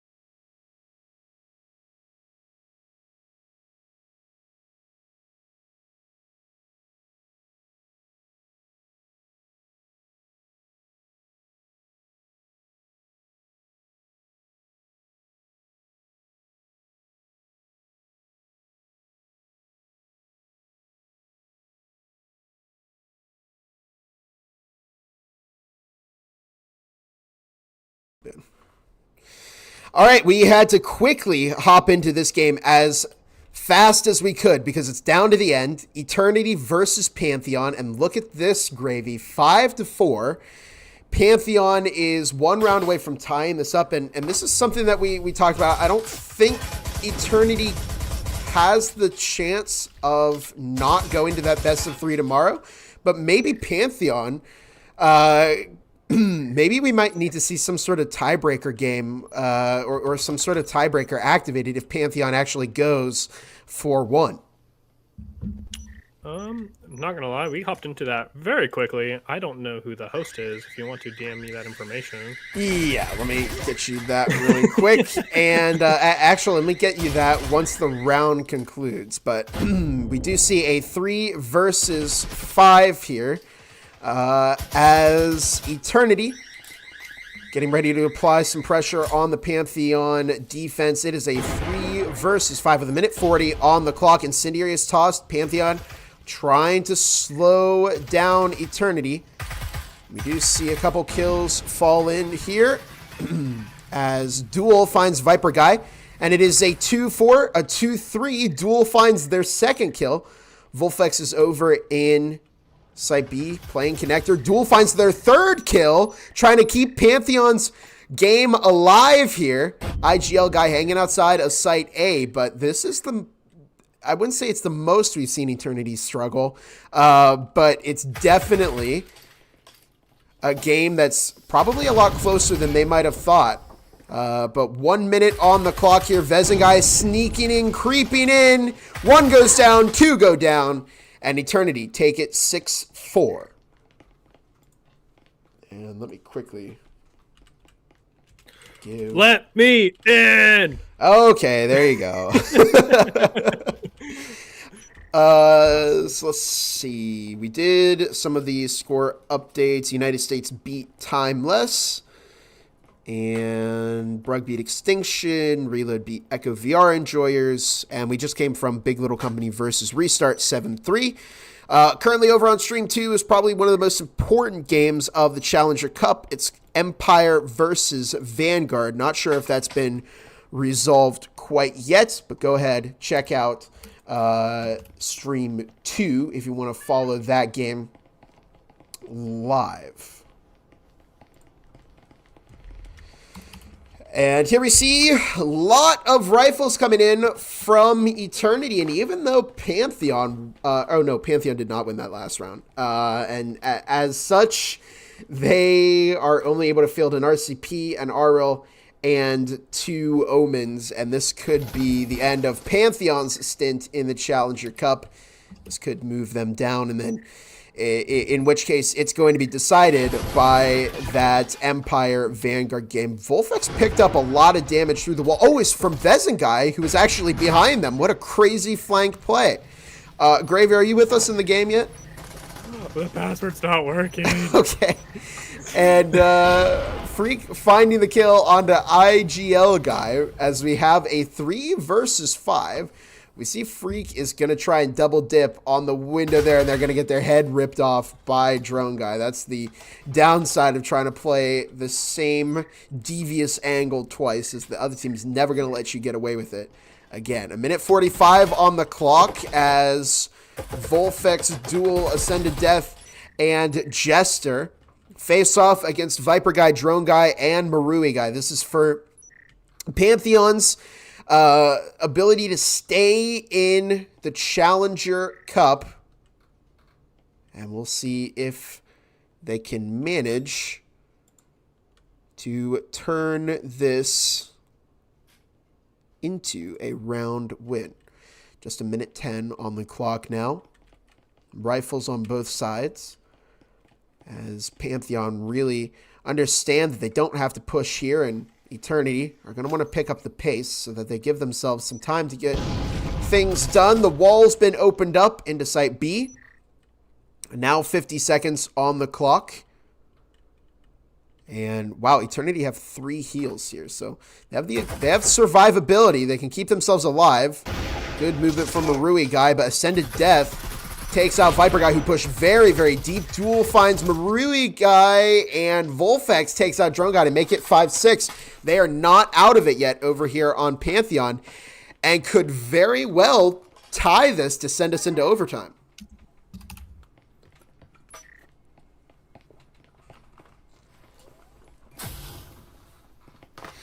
Little check-in on Gravy here. Are you in the game yet? My caps locks was on. There we go. All right, I'm getting in here. Okay, we still don't see a... I am in. Awesome. We still don't see a score update on Empire versus Vanguard, so that's what I've been anticipating here. I've been waiting for those scores to come in. In case you're interested, it was 7-6. Complexity beat Winnie Beatty Beaky, as we just wait for the scores to come in for the Empire Vanguard game, and then this game is also going to be very important. We do see Pantheon 5-6 right now, trailing Eternity by 1. They were trailing Eternity by 2, but they turned it back into trailing Eternity by 1. And yeah, we saw last time when we were casting Eternity, Marui Guy was absolutely dominating it. We're not seeing too much of that action this map. However, Vezengai now 16-7, putting in that work for his team right now, giving him that 1-point lead. So yeah, this is do or die right now for the Pantheon squad. They really need to go ahead and win this round, as it is a very important one for both of these teams, honestly. As long as Eternity gets this win here, that's really going to be securing their spot here for the final top 3 or best of 3 come when that is played. However, even if they lose this one, I think they're still in that as well. Correct me if I'm wrong, Bob. I don't think they would be out of the best of 3, but they definitely would want to keep that perfect record. We'll do a little bit more math if it comes to that. But right now we see Ascended Death finds the kill onto IGL guy with an incendiary. Vezin took out Jester, and it's now a 4 versus 2. I don't think we may need to even do that math as Viper guy pushes in deep, and they're... Whoa, that was crazy. Right by Viper guy. Did you see that? I did see that. They ran right by each other. And, wow. And we didn't need to do any calculations because that is the Eternity win over Pantheon. And so Eternity are now guaranteed to be going into that best of 3. It's now just up to who faces off against them, if it's going to be Vanguard or if it's going to be Empire. Scores still not submitted quite yet. And again, it is over on Stream 2. So go ahead and check that out. And, well, I think, Gravy, that is going to do it for Stream 1 for the NA Challenger Cup. This is Empire and Vanguard are the only game left, and I think that means our work here is done. We finally pushed through to the end of the Challenger Cup. It was a very, very fun experience. And yeah, anything else? Any final notes you want to mention here? No, I will be seeing you guys in the best of 3. Absolutely. Yeah, we have a team interview that we did for you. The best of 3 is going to be... Oh, the best of 3 tomorrow? Is that what you're referring to? Oh, no, whenever that is. Oh, okay. Yeah, the best of 3 is going to be happening tomorrow, same time, 6 EST. But before that, we have the end of the EU Challenger Cup, which is Chaotic versus BlazeEU. That will be at 12 p.m. EST. So make sure you're attending both of those because those are going to be some very, very high-profile events. It's going to determine who is going to be the 8th seed for both the EU and NA region. And it's crucially going to determine the last team that will get the ability to earn the Season 3 finalist skin. And quickly, before we wrap up here, one final thank you to our sponsors, Triangle Factory, HyperX, ProTube VR, and Exclaim. If you want to get 15% off MRSP off of fully priced HyperX products in North America, you can use code HXVRML23. With all that out of the way and said, we are going to end this stream here. I hope you all enjoyed this Challenger Cup as much as I did. Very good game to all of the teams. Congratulations. We are unsure right now who is the winner of the Vanguard Empire game, but we do wish them congratulations. Until next time, have a fantastic rest of your night, everybody, and we'll see you in the next postseason stream.